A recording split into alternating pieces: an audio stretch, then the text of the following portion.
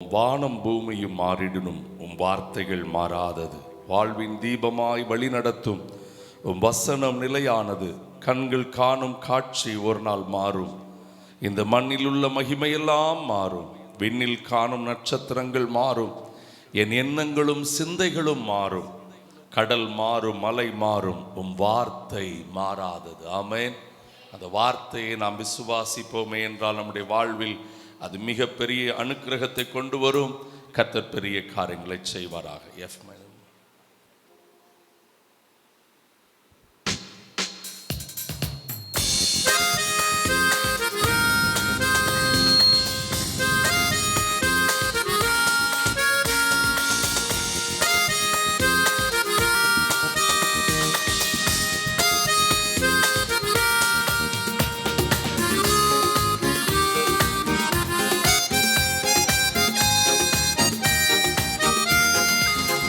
வானம் பூமியும் மாறிடினும் உம் வார்த்தை மாறாதது. வாழ்வின் தீபமா வழி நடத்தும் உம் வசனம் நிலையானது. வானம் பூமியும் மாறிடினும் உம் வார்த்தை மாறாதது. வாழ்வின் தீபமா வழி நடத்தும் வசனம் நிலையானது. கண்கள் காணும் காட்சி ஓர் நாள் மாறும். இந்த மண்ணில் உள்ள மகிமை எல்லாம் மாறும். விண்ணில் காணும் நட்சத்திரங்கள் மாறும். என் எண்ணங்களும் சிந்தைகளும் மாறும். கண்கள் காணும் காட்சி ஓர் நாள் மாறும். இந்த மண்ணில் உள்ள மகிமை எல்லாம் மாறும். விண்ணில் காணும் நட்சத்திரங்கள் மாறும். என் எண்ணங்களும் சிந்தைகளும் மாறும். கடல் மாறும், மலை மாறும், உம் வார்த்தை மாறாதது. கடல் மாறும், மலை மாறும், உம் வார்த்தை மாறாதது. வானம் பூமியும் மாறிடினும் உம் வார்த்தை மாறாதது. வாழ்வின் தீபமா வழி நடத்தும் உம் வசனம் நிலையானது.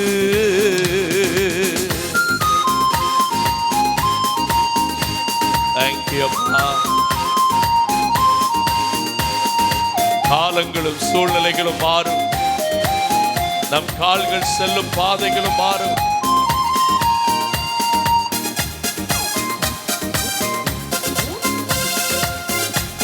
நல்ல கரங்களை தட்டி. காலங்களும் சூழ்நிலையும் மாறும். நம் கால்கள் செல்லும் பாதைகளும் மாறும். காற்று வீசும் திசைகளும் மாறும். கடும் காரிருளும் காலையாக மாறும். காலங்களும் சூழ்நிலையும் மாறும். நம் கால்கள் செல்லும் பாதை எல்லாம் மாறும். காற்று வீசும் திசைகளும் மாறும். கடும் காரிருளும் காலையாக மாறும். மனம் மாறும், குணம் மாறும், உம் வார்த்தை மாறாதது. மனம் மாறும், குணம் மாறும், உம் வார்த்தை மாறாதது. வானம் பூமியும் மாறிடினும் வார்த்தை மாறாதது. வாழ்வின் தீபமா வழி நடத்தும் உம் வசனம் நிலையானது.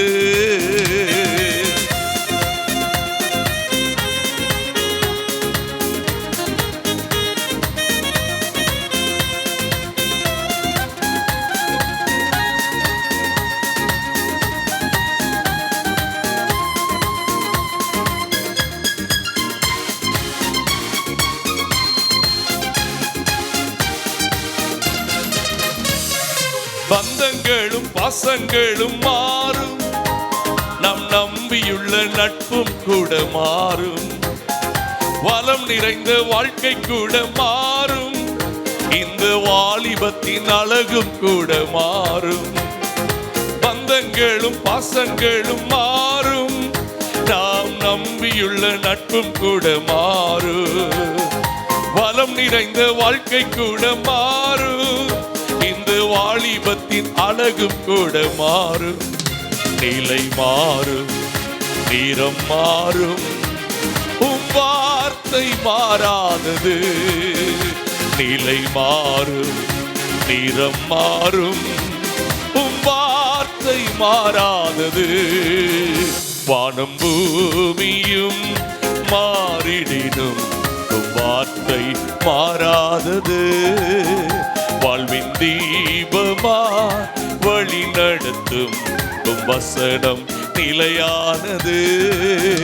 வானம் பூமியும் மாறிடினும் உம் வார்த்தை மாறாதது. வாழ்வின் தீபமா வழி நடத்தும் உம் வசனம் நிலையானது. நல்ல கரங்களை தட்டி கர்த்தர் தந்திருக்கிற அந்த உன்னத வார்த்தைகளுக்காய் எல்லா கர்த்தரை நாம் மகிமைப்படுத்துவோம். அப்படியே நம்ம முழங்கால் படியிடுவோமா? கர்த்தரை ஆராதிக்கும்படி அவருடைய பிரசன்னத்திலே அவருடைய தயவை பெற்றுக்கொள்ள அவருடைய மகிமையை நாம் அனுபவிக்கும்படிக்கு இருதயத்தின் ஆழத்திலிருந்து ஆண்டவரே, வானம் பூமியும் மாறினாலும் உம்முடைய வார்த்தைகள் மாறாதது. ஆண்டவரே, எங்கள் வாழ்வின் தீபமாய் அந்த வார்த்தைகள் இருக்கிறதற்காக நன்றி. விடுதலையோடு கர்த்தரை மகிமைப்படுத்தி ஹல்லேலூயா, ஹல்லேலூயா, ஹல்லேலூயா. ரிகமன தலர கலபா ரே மன கல தரநல கரபல பரபலபா. தமது சிறகால் என்னை மூடி காத்து நடத்துவா. தமது சிறகால் என்னை மூடி காத்து நடத்துவா. அவரது வசனம் ஆவியின் பட்டயம் எனது கேடகம். அவரது வசனம் ஆவியின் பட்டயம் எனது கேடகம். அல்லேலூயா, ஆனந்தமே, அல்லேலூயா,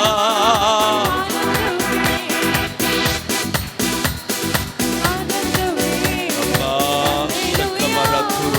ஆனந்தமே, என்றும் ஆனந்தம் இயேசு தருகிறார்.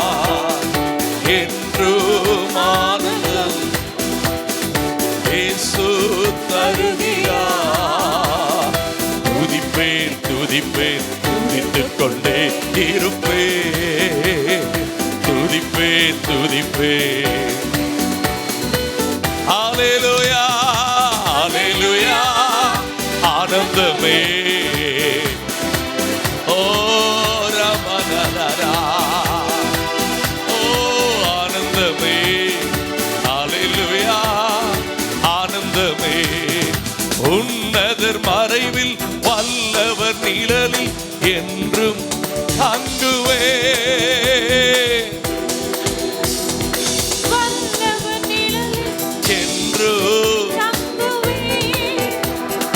தேவனை நோக்கி அடைக்கலம் பாறை என்றே.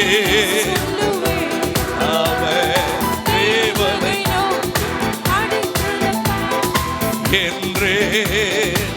ஆமே, ஹல்லேலூயா, ஆனந்தமே, ஹல்லேலூயா, ஆனந்தமே.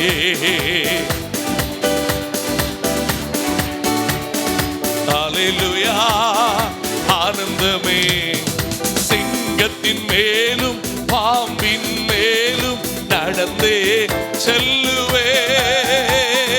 சிங்கத்தின் மேலும் பாம்பின் மேலும் நடந்தே செல்லுவே. ஓ சாத்தானின் சகல வலிமையை வெல்ல அதிகாரம். சோர்ந்து போகாதீங்க.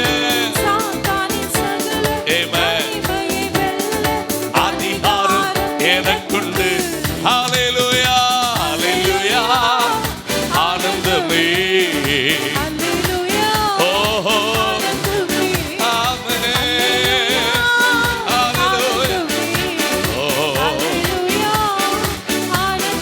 பாடுங்க,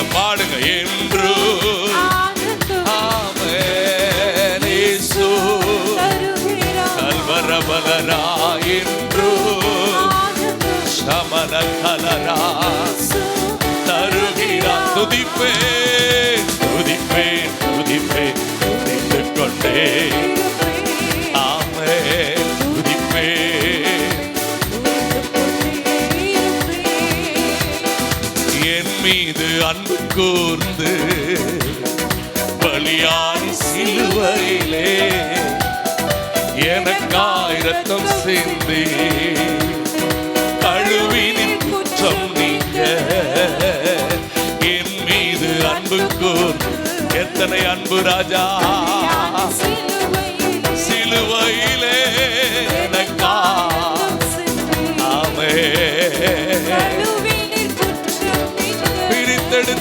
பிரித்தெடுத்தீர் இறங்கு முன்னா உமக்கென்று வாழ்ந்திட பிரித்தெடுத்தே உமக்கென்று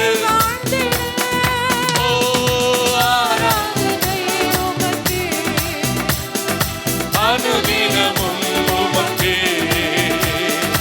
ஆராதனை. ஹல்லேலூயா. அனுதினமும் பிதாவான என் தேவனே தகப்பனே ஓ பிதாவான ஓ தகப்பனே சொல்லுங்க மாட்சிமையோ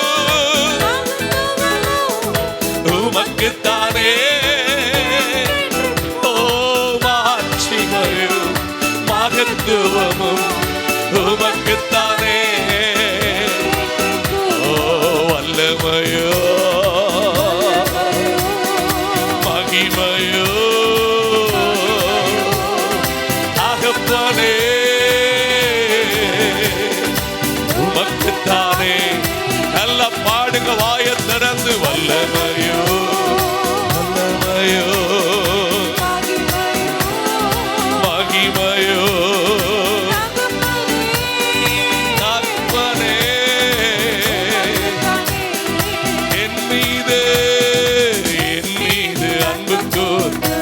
தட்டி கொண்டாடுங்க. எனக்காய் பலியானீரே ராஜா எனக்காய் ரத்தம் சிந்தி கரபல பரபரப புறபல கரபா பிரித்தெடுத்தேன் உமக்கென்று வாழ்ந்திட பிரித்தெடுத்தேன் உமக்கென்று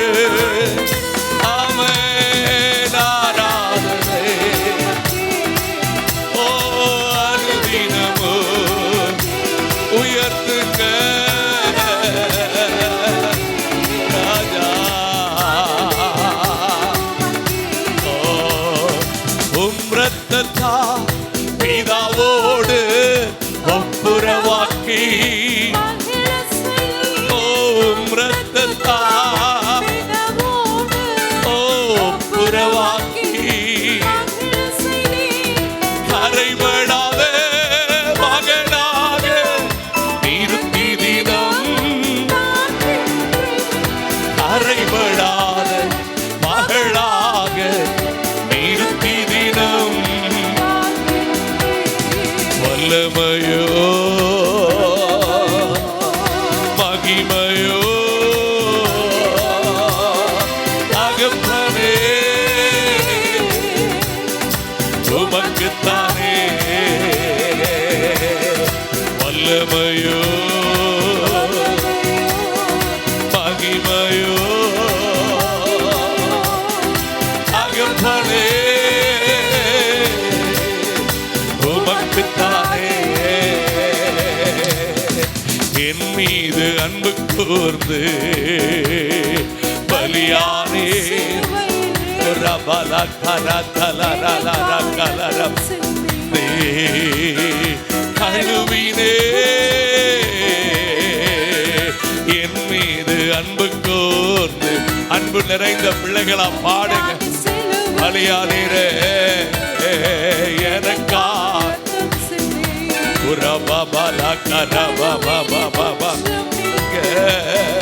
ரத்த கோட்டைக்குள்ளே நான் நுழைந்து விட்டேன்.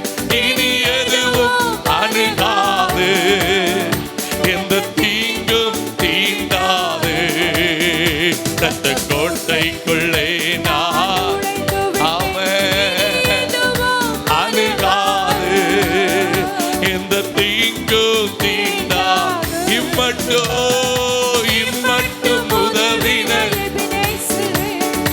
இனியோ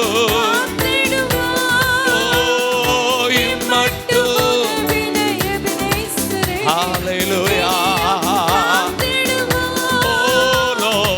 உலகிலே இருக்கும் சாத்தானை விட என் தேவன் பெரியவரே. உலகிலே இருக்கும் அவனை விட என் தேவன் பெரியவரே. ரத்த கோட்டைக்குள்ளே நான் இனி எதுவும் அணுகாது, எந்த தீங்கோ தீண்டாது. விசுவாசத்தோட முழு நிச்சயம். ஹல்லேலூயா, ஹல்லேலூயா. உம்மை நான் மறவே உமக்காய் வாழ்வே. உம்மை நான் மறவே உமக்காய் வாழ்வே.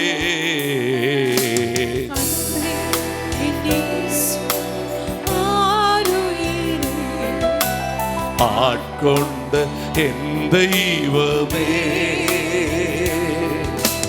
அன்பே என் இயேசுவே, ஆருயிரே.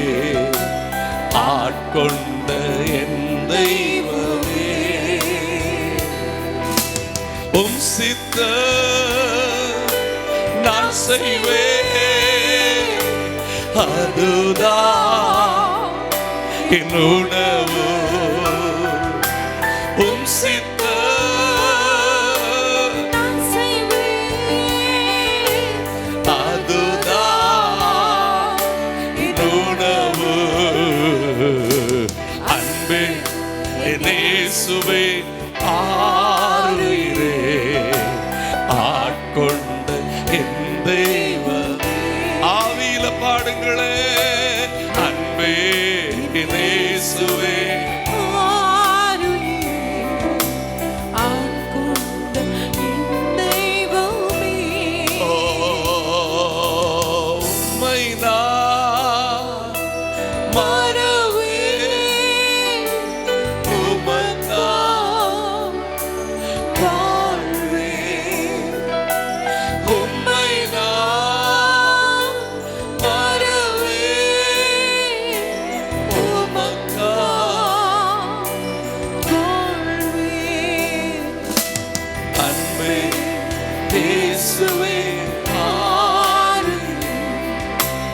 ஆட்கொண்ட என் தெய்வமே.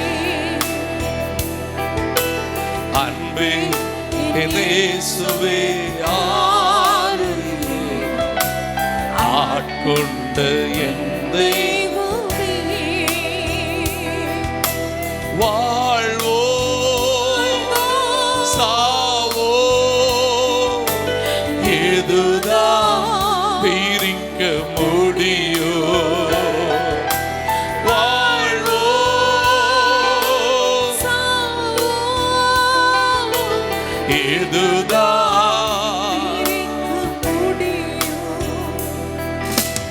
அன்பே என் இயேசுவே, ஆருயிரே.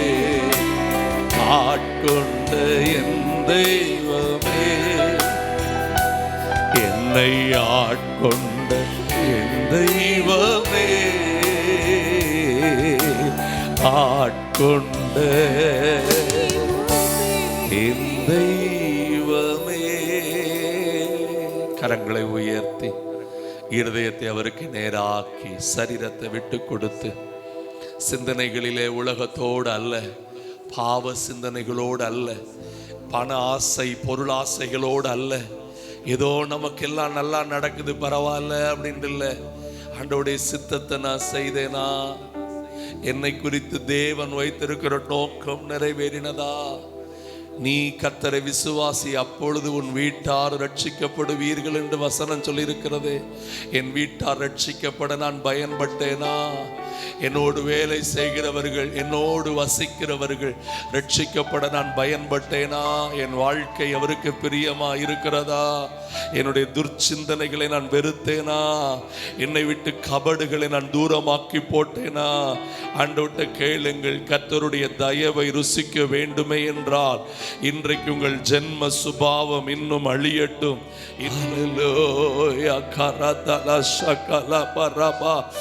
ரே மாமா குரபா துலமா ஷகதரபலபா. ஹல்லேலூயா ஹல்லேலூயா ஹல்லேலூயா. அன்பே நேசுவே ஆருயிரே ஆட்கொண்ட உங்க உள்ளத்தின் ஆழத்திலிருந்து இந்த வார்த்தைக்கான அர்த்தம் புரிந்து பாடுகிறீர்களா? என்னை ஆட்கொண்ட என் தெய்வமே,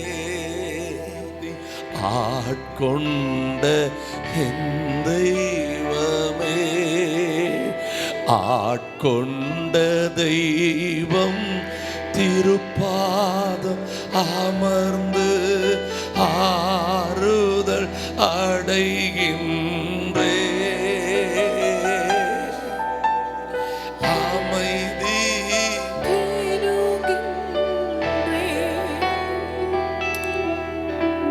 இன்னைக்கு வசனம் சொல்லியிருக்கிறபடி தங்களை கொண்டு தங்களையே அளந்து கொண்டு மெச்சி கொள்ளுகிற கூட்டத்தை கர்த்தர் தேடி வரவில்லை. மாறாக தங்களை தாங்களே நிதானித்து அறிந்து, எனக்குள்ள ஆதி அன்பு உண்டோ, எனக்குள்ள உண்மையான அர்ப்பணிப்பு காணப்படுகிறதோ என்று அலசி பார்க்கிற, நம்மை நாமே சோதித்தறிகிற ஒரு அனுபவத்துக்கு இந்த ஆராதனை நேரத்தில் நம்மை விட்டு கொடுப்போம். ஹல்லேலூயா ஹல்லேலூயா. அப்பா, உங்க சமூகத்துல வந்து நிக்கிறோம். உங்க கிருபையின் பிரசன்னம், உங்க மகிமை எங்களை மூடட்டுமே. அப்பா, என்னை முழுவதும் அர்ப்பணித்தேனையா. உயிரோடு இருக்கும் நாளெல்லாம் உமக்கு சொந்தம். குட்டி பிள்ளைகள் கைகளை கும்பிட்டு பாடுங்க.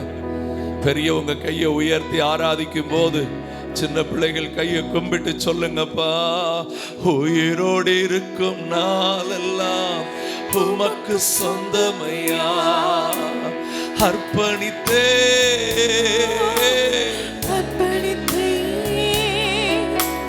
விட்டு கொடுத்தே விட்டு கொடுத்தே. ஆவி ஆத்ம சரீரம் அர்ப்பணித்தே. ஆவி ஆத்ம சரீரம் அர்ப்பணித்தே. அப்பா, என்னை முழுவதும் அர்ப்பணித்தேனையா. உயிரோடு இருக்கும் நாளெல்லாம் உமக்கு சொந்தமையா. உள்ளம் உடல் எல்லாமே உமக்கு தந்தேனையா. உள்ளம் உடல் எல்லாமே உமக்கு தந்தேனையா. ஒரு கள்ளம் கபடு இல்லாமல் காத்துக்கொள்ளும். வேண்டாப்பா வேண்டாப்பா, கபடு வேண்டாப்பா, பொய் பேசி திரிகிற ஜீவிய வேண்டாப்பா. சத்தம் உயரட்டும். சின்ன பிள்ளைகள் பாடுங்கடா, டேய் எல்லாம் பாடுங்கடா. அர்ப்பணித்தே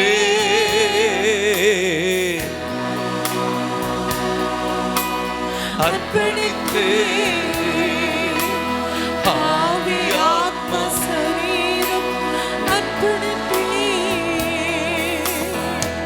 உலக பெருமை சிற்றின்பம் உதறிவிட்டேனையா. செய்றீங்களா? எத்தனை பெருமை, வெளியில காட்டக்கூட விரும்பல மாதிரி நடிக்கிறோம். ஆனா சின்ன சின்ன காரியத்திலையும் இப்படித்தான் எனக்கு நடக்கணும், நான் அதை சாட்சியா சொல்லுவேன். அந்த சாட்சி ஆண்டவருக்கு வேண்டாம். ஆண்டவருக்கு உலகத்துக்கு அடுத்த பெருமைக்கே நான் ஓட மாட்டேன். ஆண்டவரே, இன்னைக்கு பலிபீடத்திலிருந்து மற்றவங்க எவ்வளவு கேடுகட்டவங்களா இருந்துட்டு போட்டோம், ஆனா உங்ககிட்ட சின்ன கடுகளவு குறை கூட இல்லாத பரிசுத்த வாழ்க்கைக்கு நீ எழும்ப விட்டு கொடுக்காட்டா கர்த்தர் உன்மேல் பிரியமா இருக்க மாட்டார். அவங்களாலதான் நான் இப்படி இருக்கிறேன் நீ சொன்னா கர்த்தர் ஏற்றுக்கொள்ள மாட்டார். அவருடைய ரத்தம் உன்னை விலை கொடுத்து வாங்கி இருக்கிறது. அந்த ரத்தத்தில் ஒரு சின்ன பழுதும் இல்லை. அந்த ரத்தத்தில், அந்த ரத்தத்துக்கு முன்னாடி விட்டு கொடுப்பாயா வாலிபனே? விட்டு கொடுப்பீங்களா தகப்பனே, தாயே, சகோதரனே? அந்த ரத்தத்துக்கு உங்களை விட்டு கொடுப்பீங்களா? வாக்குவாதம், பொறாமைகள், வாக்குவாதமும் சண்டையும் இருந்துச்சுன்னா வசனம் தெளிவா யாக்கோபுல சொல்லுது, அது பேய்த்தனம்னு சொல்லுது. வீட்டுக்குள்ள சாத்தான விட்டுக்கிட்டு சோத்திர இயேசுநாதன் எப்படி பாடுறமா? பொறாமை எத்தனமா இருக்குது. உன்னைய பார்க்கிறவன் குடும்பம் இயேசுவை பார்க்கிறதா என்னைக்கு மாறும்?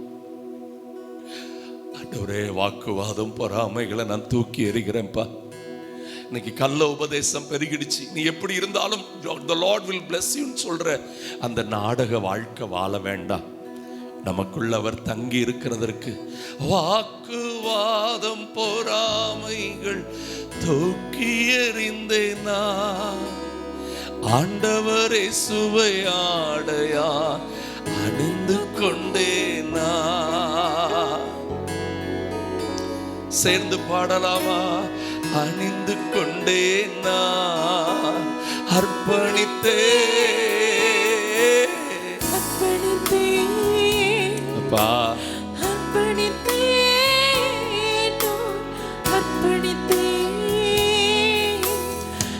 ஆவி ஆத்ம சரீர ஏசையா, ஆவி ஆத்ம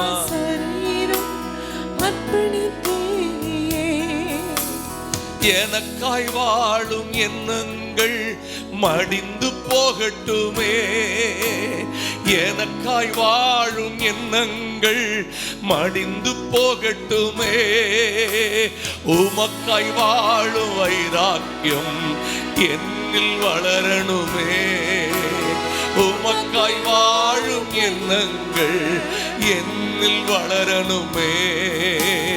அர்ப்பணித்தே ஏசையா,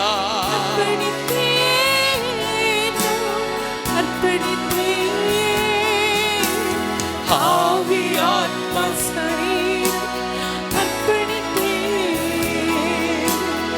ஆவி ஆத்ம சரீர அப்பா, என்னை முழுவதும் அர்ப்பணித்தேனையா, உயிரோடு இருக்கும் நாளெல்லாம் உமக்கு சொந்தமையா. ஓ அப்பா, என்னை முழுவதும் அர்ப்பணித்தேனையா, உயிரோடு இருக்கும் நாளெல்லாம் உமக்கு சொந்தமையா, உயிரோடு இருக்கும் நாளெல்லாம் உமக்கு சொந்தமையா. ஓ அர்ப்பணித்தே, சபையாய் கையை உயர்த்து இன்னும் சத்தமா,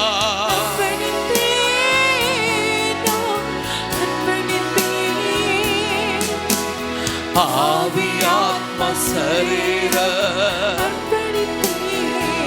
சொல்லுங்க, ஆவி ஆத்ம சொல்லுவீங்களா? இயேசு ராஜா, இதய துடிப்பை அறிந்து கொள்ளும் பாக்கியம் தாரும், ஏக்கமெல்லாம் நிறைவேற்ற கிருபையை தாரும். இயேசு ராஜா உம் இதய துடிப்பை அறிந்து கொள்ளும் பாக்கியம் தாரும். எத்தனை பேர் ஜெபம் பண்ணுவீங்க? ஏக்கமெல்லாம் நிறைவேற்ற முழு பலத்தோடு ஒரு வாழ்வு அது உமக்காக ஒரு வாழ்வு ரபலரகதலரா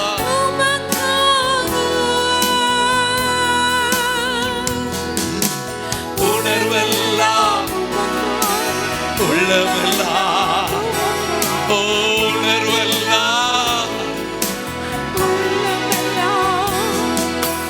இயேசு ராஜா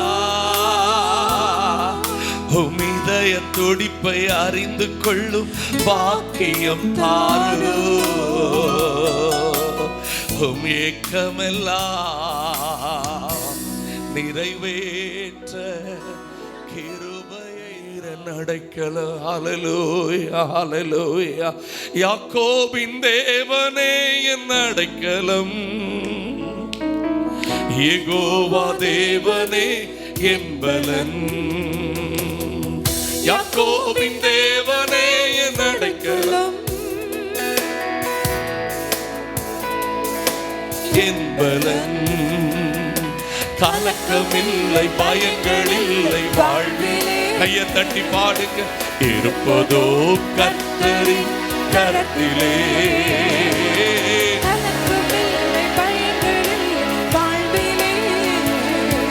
நான் இருப்பதோ கர்த்தரின் நீரே என்பலம், நீரன் அடைக்கலம், ஆபத்து காலத்தில் என் துணை.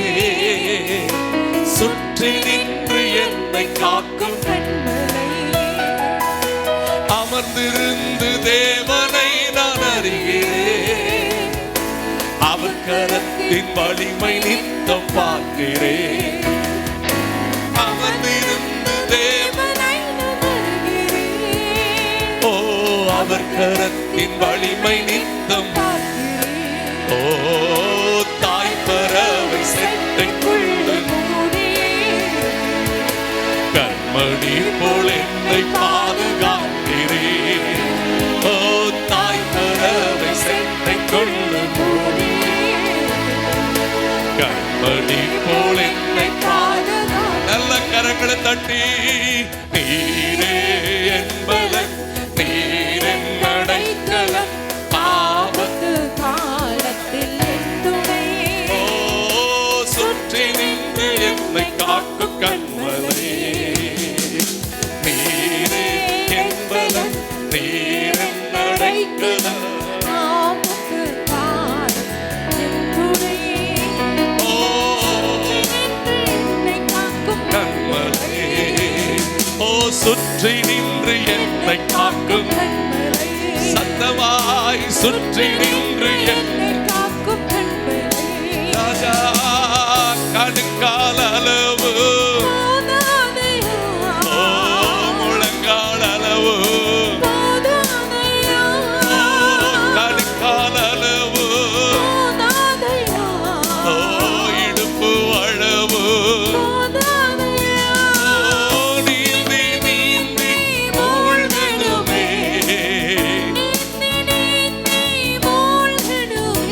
ஓ, மிதந்து மிதந்து கேளுங்க வாயில் திறந்து. ஓ, Lord, அருமையா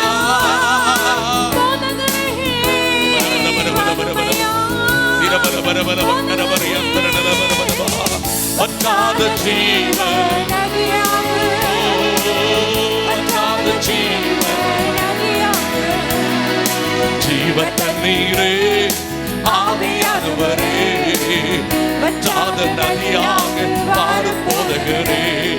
ஜீவ தண்ணீரே ஆவியானவரே, வற்றாத நதியாக சத்தமாய் வறுமையா போதகரே, வறுமையா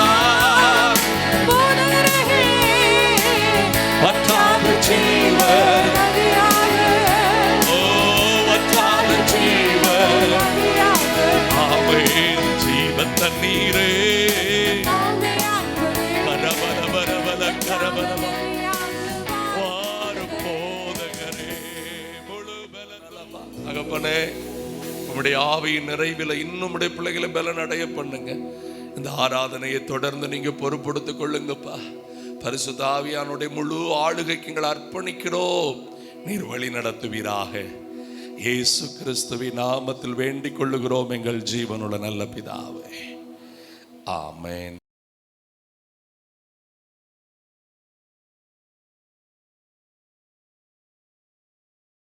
சங்கீதம் அதுடைய 115வது அதிகாரம் அதுடைய 3வது வசனத்தை நம்ம வாசிக்கலாமா?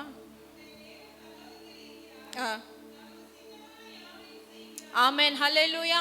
சொல்லுங்க, நம்முடைய தேவன் எங்கே இருக்கிறார்? பரலோகத்தில் இருக்கிறார். சொல்லுங்க, என்னுடைய அப்பா, என்னை படைத்த தெய்வம், அவர் எங்கே இருக்கிறார்? பரலோகத்தில் இருக்கிறார். அவருக்கு சித்தமான காரியங்கள் அவர் செய்கிறவர். ஆமென், ஹல்லேலூயா. சொல்லுங்க, இந்த உலகம் முழுவதும் வார்த்தையினால் அவர் சிருஷ்டித்து, ஆமென், எல்லாமே அவருடைய சித்தத்தின் மாதிரி தானே செஞ்சாங்க. அப்படின்னா அவருடைய இஷ்டத்தின்படி. ஆமென், ஹல்லேலூயா. ஒவ்வொரு நாளும் படைப்பை பார்த்தீங்கன்னா ஒவ்வொரு நாளும் ஒன்று ஒன்று. அதுலேயும் மனுஷனை படைக்கும் போது ரொம்ப ஆசையா சொல்லுங்க, நான் அவருடைய ஆசையின்படி படைக்கப்பட்டிருக்கிறவள். ஆமென். நான் அவருடைய விருப்பத்தின்படி படைக்கப்பட்டிருக்கிறவள். அவருடைய சாயலாகவே நான் படைக்கப்பட்டிருக்கிறேன். ஆமென், அல்லேலூயா. சொல்லுங்க, எத்தனை பேர் ஒரு தாய் தன் கருவை வயிற்றுல சுமக்கும் போது அவளுக்கு ஒரு ஆசை இருக்கும். என்ன ஆசை இருக்கு தெரியுமா? புள்ள எப்படி இருக்கணும்? என் புருஷனை மாதிரி தான் இருக்கணும். புருஷனை ரொம்ப நேசிக்கிற ஒரு வைஃப் சொல்றது, எதை மாதிரி இருக்கணும்? என் ஹஸ்பண்டே மாதிரி இருக்கணும் பார்க்கறதுக்கு. அப்படிதானே சிலர் சொல்லுவாங்க, என் பிள்ளை பொம்பளை பிள்ளையா பிறந்தா என் வைஃபே மாதிரி இருக்கணும் பார்க்கறதுக்கு. புரியுதா? அப்போ அது ஒரு ஆசை. அப்படி இருந்தா நம்ம பார்த்து பார்த்து சந்தோஷப்படுவோம் இல்லையா? அப்படிதானே? எத்தனை பேர் ஆமா சொல்றீங்க? அப்படிதானே? எத்தனை பேர் நம்ம என்ன பண்ணுவோம்னா, நான் ஸ்வீட்டியெல்லாம் அவங்க அப்பா மாதிரி அப்படியே இருக்கிறதுனால சில நேரத்தில் சொல்லுவேன். நேற்று கூட சொல்லிட்டு இருந்தேன், எப்படி புருவம் அப்படியே உங்க அப்பா மாதிரியே இருக்கு, அது பாதியா இருக்கு, எப்படி அதை பார்த்து பார்த்து ரசிக்கிறோம். ஏன்னா அதுக்குள்ள நாங்க யாரை பார்க்கிறோம்? நம்முடைய பிரியமானவங்களை நம்ம பார்க்கிறோமே. அப்படிதானே? இந்த உலகத்திலே இருக்கிற ஒரு உறவுக்குள்ள இந்த ஒரு விஷயங்களை நாங்கள் எதிர்பார்க்கிறோம், நம்ம ரசிக்கிறோம்னா பரலோக பிதா நம்மளை எவ்வளவு ஆசையா படைச்சிருக்கலாம். ஆமென். ஓன் இமேஜா. சொல்லுங்க, நான் இயேசுவின் சாயல், அவருடைய விருப்பத்தின்படி. அவர் என்னை ஆசையா கண் இப்படித்தான் இருக்கணும், மூக்கு இப்படித்தான் இருக்கணும், வாய் இப்படிதான் இருக்கணும், என் பிள்ளை இந்த அழகுல தான் இருக்கணும், இந்த கலர்ல தான் இருக்கணும், இவ்வளவுதான் ஹைட் இருக்கணும், இவ்வளவுதான் வெயிட் இருக்கணும், எல்லாமே ஆசையா இந்நாள் வரைக்கும் செய்கிறார். ஆமென். சொல்லுங்க, தாயின் கருவில் என்னை ஆசையா வச்சவர் இந்நாள் வரைக்கும் என் மேல ஆசையாகவே இருக்கிறார். ஆமென், ஹல்லேலூயா. சொல்லுங்க, அவருக்கு சித்தமான காரியங்கள் எல்லாம் என் வாழ்க்கையில செய்கிறவர் என் ஆண்டவர். வாழ்க்கையில நடக்கிற ஒவ்வொரு காரியங்களும் தேவ பிள்ளை சொல்லணும், இது தேவனுடைய சித்தம்தான். ஆமென், ஹல்லேலூயா. என்ன நடந்தாலும், என்ன இருந்தாலும், என்ன இல்லாட்ட போனாலும், வாழ்க்கையில நாங்க எதிர்பார்க்கிற நன்மைகள் கிடைக்காம போனாலும் கூட, நான் போன வாரதான் சொன்னேன், வாக்குத்தத்தங்களை விசுவாசித்தவங்க அதை பெற்றுக்காம போனாலும் கூட அவங்களுக்கு நற்சாட்சி இருந்துச்சா. எப்படி இருக்குது பாருங்களேன். அந்த வார்த்தை என்னை ரொம்ப தொட்டுச்சிங்க. சொல்லுங்க, என்ன இருக்கோ என்ன இல்லையோ பரவாயில்ல. ஆமென், ஹல்லேலூயா. என்ன இருந்தாலும் அது எல்லாமே தேவ சித்தம் தான் நான் சொல்லுவேன். ஆமென், ஹல்லேலூயா. சொல்லுங்க, என் வாழ்க்கையில என்னுடைய அங்கங்கள், என்னுடைய பாடியில் இருக்கிற ஒவ்வொரு பார்ட்ஸே ஒரு ஆசையா சித்தத்தின்படி இப்படி இருக்கணும், இந்த கருவில் பிறக்கணும், இந்த வீட்டில் வளரணும், அவருடைய காரியங்கள் இப்படியே இருக்கணும். ஒவ்வொரு காரியத்தையும் நமக்காக செய்திருக்கிற தெய்வம். ஆமென். இன்னைக்கு அனுமதிச்சிருக்கிற நீங்க கடந்து போகிற ஒவ்வொரு காரியங்களும் நீங்க எப்படி எடுத்துக்கணும்? இது தேவன் திட்டம் தான் எடுத்துக்கிட வேண்டும். ஆமென், அல்லேலூயா. சொல்லுங்க, நான் அனுபவிக்கிற இந்த உபதிரவமோ இந்த பாடம் இது தேவ திட்டத்தின்படி ஆனதுதான். ஆமென், அல்லேலூயா. சில நேரத்தில் பிசாசு கொண்டு வந்ததா இருந்தாலும் கூட என் தேவன் மாற்ற போதுமானவர். ஆமென். சொல்லுங்க, என் தேவன் மாற்ற போதுமானவர். ஏன் தெரியுமா? அவருடைய வாழ்க்கையில பரலோகத்தில் எப்படி அவருடைய திட்டம் நடக்குதோ அதே மாதிரி தேவ பிள்ளைகளுடைய வாழ்க்கையில அவருக்கு சித்தப்படியான காரியத்தை மட்டும் செய்கிறவர். ஆமென்.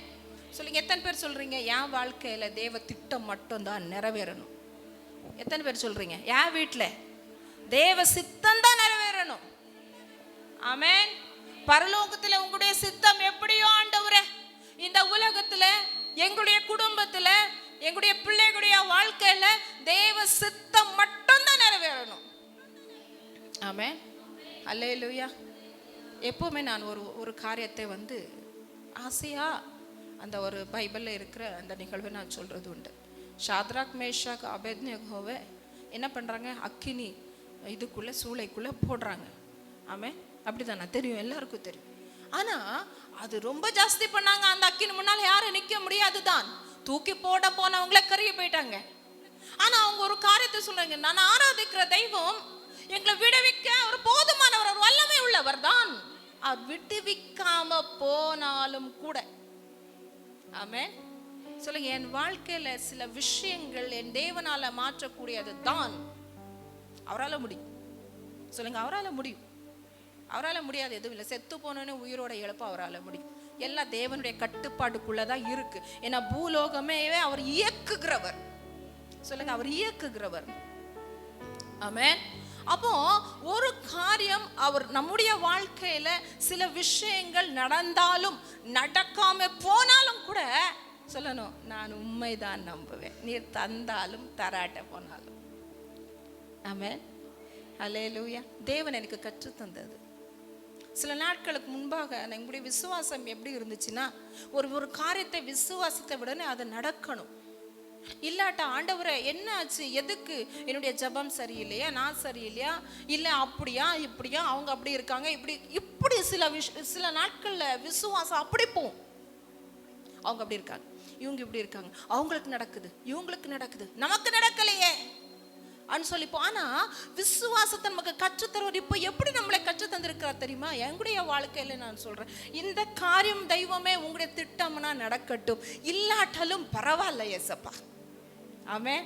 நாங்க உங்க கரத்துல இருந்தா மட்டும் போதும். ஆமென். நீங்க எங்க கூட இருந்தா மட்டும் தான் போதும். ஏன்னா இந்த உலகத்துல காணுகிற யாவுமே அநித்தியமானது. எல்லாமே போயிருங்க. சொல்லுங்க, எல்லாமே போயிரும், எல்லாம் மாறிடும். ஆனா தேவ சித்தத்தை செய்கிறவன் மட்டும்தான் நிலைத்திருப்பான். ஆமென். அல்லேலூயா. சொல்லுங்க, என் வாழ்க்கையில தேவ திட்டம் நிறைவேறினா போதும். ஆமென். அல்லேலூயா. சொல்லுங்க, தேவன் என் வீட்டில் இருக்கிறார், அவருக்கு சித்தமானது மட்டும் செய்வார். என் வாழ்க்கையில இருக்கிறார், அவருக்கு சித்தமானதா செஞ்சுட்டு இருக்கிறார். ஆமென். சொல்லுங்க, அவர் என்னை குறித்து வைத்திருக்கிற நினைவுகள் எப்படிக்குரியவு தெரியுமா? நன்மைக்கு ஏதுவான நினைவு மட்டும் தான் வச்சிருக்கிறார். ஆமென். அல்லேலூயா. அவருக்கு சித்தத்துல இருக்கிறது எப்படி ஆசீர்வாதங்கள். நீங்க பாருங்க, நான் 14வது வசனத்தை பாருங்க. கர்த்தர் உங்களையும் உங்கள் பிள்ளைகளையும் வர்த்திக்க பண்ணுவார். ஆமென். அல்லேலூயா. அவருடைய சித்தம் என்ன தெரியுமா? நம்மளை வர்த்திக்க பண்ணுகிறது அவருடைய சித்தம். அல்லேலூயா. சொல்லுங்க, என்னை ஆசீர்வதிப்பது தான் அவருடைய சித்தம். ஆமென். பூமியை நிரப்புறது தான் அவருடைய திட்டம். ஆமென். அதை ஆண்டு கொள்றது தான் தேவனுடைய திட்டம். அல்லேலூயா. ஆமென். சொல்லுங்க, என்னை ஆசீர்வதிக்கிறது தான் என்னை ஏசப்பாக்கு ஆசை. சொல்லுங்க, என்னை ஆசீர்வதிக்காம வேற யாரை ஆசீர்வதிக்க போறாரு? உயிரை கூட எனக்காக தந்துட்டாரு. வேற எல்லாம் நான் உலகத்துல லிஸ்ட் போட்டிருக்கிற கொடுக்குற இந்த விஷயங்கள், அழுது புலம்புற விஷயங்கள் எல்லாம் எனக்கு கொடுக்கறது அதிக நிச்சயம் இல்லையா? சொல்லுங்க, நிச்சயமா கொடுப்பார். ஆமென். வாய்த்தரன் சொல்லுங்க, நிச்சயமா கொடுப்பார், நிச்சயமா செய்வார். ஆமென். சொல்லுங்க, நான் வெட்கப்பட்டு போக மாட்டேன். அல்லேலூயா. ஆமென். சொல்லுங்க, இந்த விஷயத்துல இந்த காரியத்துல நான் தலை குனிஞ்சு நிற்க போறது கிடையாது. ஆமென். எங்க தேவ பிள்ளை தலை குனிஞ்சு நின்னா, வெட்கப்பட்டு நின்னா யாருங்க தலை குனிவு? சொல்லுங்க. சொல்லுங்க, என்ன ஒருத்தன் அசட்டை பண்ணிட்டானாலே, சொல்லுங்க, என்ன ஒருத்தன் அசட்டை பண்ணிட்டானா, என்ன ஒருத்தன் ஏற்றுக்கலாட்ட போறானா, அதை யாருக்கு செய்யறது? பிதாவுக்கு செய்யறது, கிறிஸ்துவுக்கு செய்யறது, அப்பாவுக்கு செய்யறது. ஆமென், ஹல்லேலூயா. அப்போ உங்களுக்கு நடக்கிற ஒவ்வொரு விஷயமும் அப்படியே தேவனுக்கு நடந்த மாதிரி இருக்கும். ஏன்னா அவர் மகிமை நம்பிக்கை எனக்குள்ளே வாசமா இருக்கிறார். ஆமென், ஹல்லேலூயா. சொல்லுங்க, என் உணர்வுக்குள்ளே கலந்து இருக்கிற தெய்வம். எத்தனை பேர் சொல்றீங்க? எங்க இருக்கிறாங்க ஏசப்பா? என் உணர்வுக்குள்ள. ஆமென். என் பேச்சுல, என் மூச்சுல, என் சொல்லல, என் செயலில கலந்திருக்கீங்க. என் நினைவுல, என் நடத்தையில, என் உணர்வுல, என் உயிரில கலந்திருக்கீங்க. என்ன சொல்லுங்க? என் பேச்சுல, என் மூச்சுல, என் சொல்லல, என் செயலில கலந்திருக்கீங்க.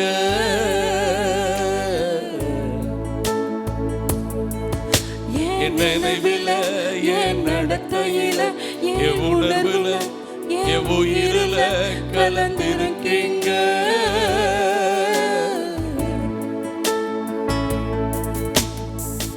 அன்பினாவியானவரே, விலையேற பெற்றவரே, என்னை ஆளும் பரிசுத்தரே, நன்றி ஐயா.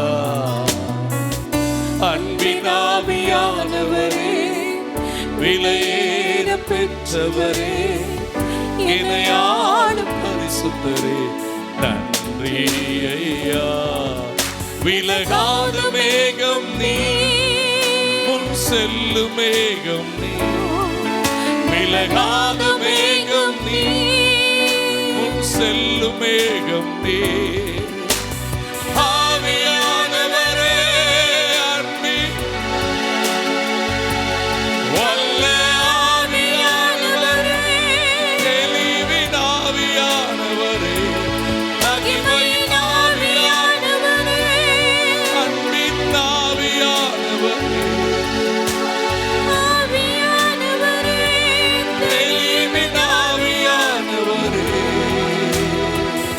ஆமென், ஹல்லேலூயா. ஒரு மகிமையின் மேகம் எங்க நடுவில் இருக்கிறது. எத்தனை பேர் ஆமென் சொல்றீங்க? ஆமென், ஹல்லேலூயா. எங்க 2 பேர் 3 பேர் என் நாமத்தினால எங்க நீங்க கூடி வர்றீங்களோ அங்க உங்க நடுவில் நான் இருக்கிறேன்னு சொல்லி இருக்கிறாரு. ஆமென் சொல்லுங்க, தேவன் என் நடுவில் இருக்கிறார். ஆமென், ஹல்லேலூயா. கர்த்தர் உங்களையும் உங்களுடைய பிள்ளைகளையும் வர்த்திக்க பண்ணுகிறவர். சொல்லுங்க, கர்த்தர் என்னை வர்த்திக்க பண்ணுகிறவர். ஆமென். என்னை ஆசீர்வதிக்கிறது கர்த்தர். ஆமென் சொல்லுங்க, நீ ஆசீர்வாதமா இருப்பாய்ன்னு சொன்னது கர்த்தர். ஆமென், ஹல்லேலூயா. சொல்லுங்க, வானத்தில் இருக்கிற நட்சத்திரங்களை போல இருக்கும் என் சந்ததி.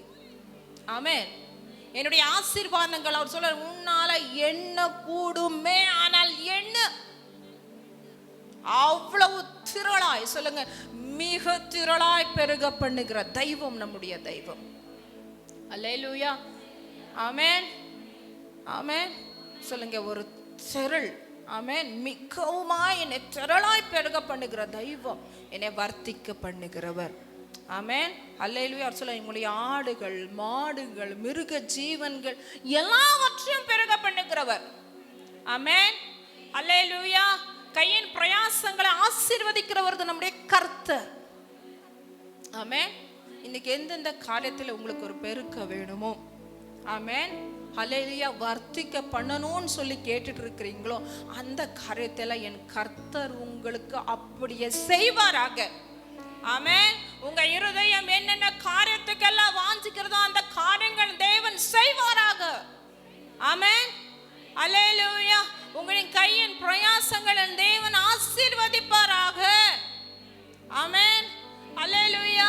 உங்களுடைய பிள்ளைகளை ஆசீர்வதிப்பாராக. ஆமென், அல்லேலூயா. உங்களுடைய படிப்பை ஆசீர்வதிப்பாராக. ஆமென், அல்லேலூயா. வர்த்திக்க பண்ணுகிறவர். ஆமென். ஆபிரகாம் தனியா இருந்த அவனை கூப்பிட்டுட்டு எப்படி பண்ணாங்கன்னா ஜாதிகளுக்கு தகப்பனாய். ஆமென், அல்லேலூயா. வர்த்திக்க பண்ணுகிற தெய்வம். ஆமென், அல்லேலூயா. யாரை அவர் வர்த்திக்க பண்ணுகிறார்? 13வது வசனம் மேல இருக்கு. கர்த்தருக்கு பயப்படுகிற பெரியோரையும் சிறியவரையும் அவர் ஆசீர்வதிப்பார். ஆமென். அவர் ஆசீர்வதிக்கணும்னா, ஆமென், அவர் வர்த்திக்க பண்ணணும்னா கர்த்தருக்கு பயப்படுறவங்களை மட்டும்தான் தேவன் ஆசீர்வதிக்க முடியும். ஆமென், அல்லேலூயா. சொல்லுங்க, பெரியவங்களானாலும் சரி சிறியவங்களானாலும் சரி. ஆமென். எனக்கு வசனம் எல்லாம் தெரியும். நான் பெரிய ஆளாயிட்டேன், நான் வளர்ந்துட்டேன், நான் இவ்வளோ நாள் விசுவாசி, நான் இவ்வளோ நாள் நான் சர்ச்சுக்கு போகிறேன், என் தலைமுறையாக நான் கிறிஸ்தவ குடும்பம். அதுவல்ல தேவன், அதுவல்ல எதிர்பார்க்கிறது. கர்த்தருக்கு பயப்படுற பயத்தை தான் என் தேவன் விரும்புகிறார். ஆமென், அல்லேலூயா. மலாக்கில எப்படி இருக்குது? 3வது அதிகாரத்தில் 14வது வசனத்திலிருந்து வாசிங்க. மல்கியா 3வது அதிகாரம் 14வது வசனத்திலிருந்து.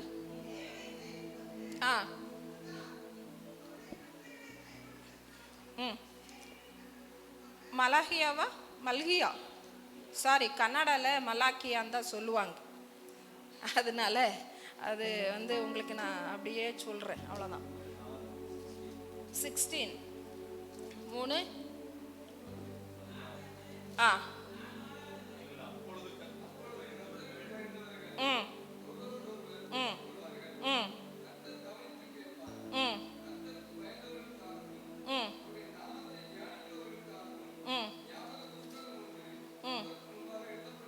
இன்னொன்னு இருக்கு பாருங்க. நான் பிதாவுனா அதோட வசனத்தை நீங்க வாசிங்க.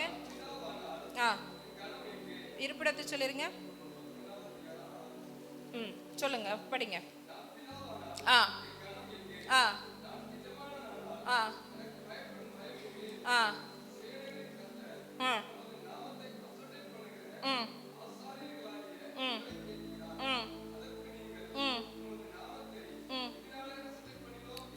போதும். ஆண்டவர் கேட்கிற காரியங்கள் என்ன தெரியுமா? நான் உங்களுடைய பிதாவானா எனக்குரிய கனம் எங்கே?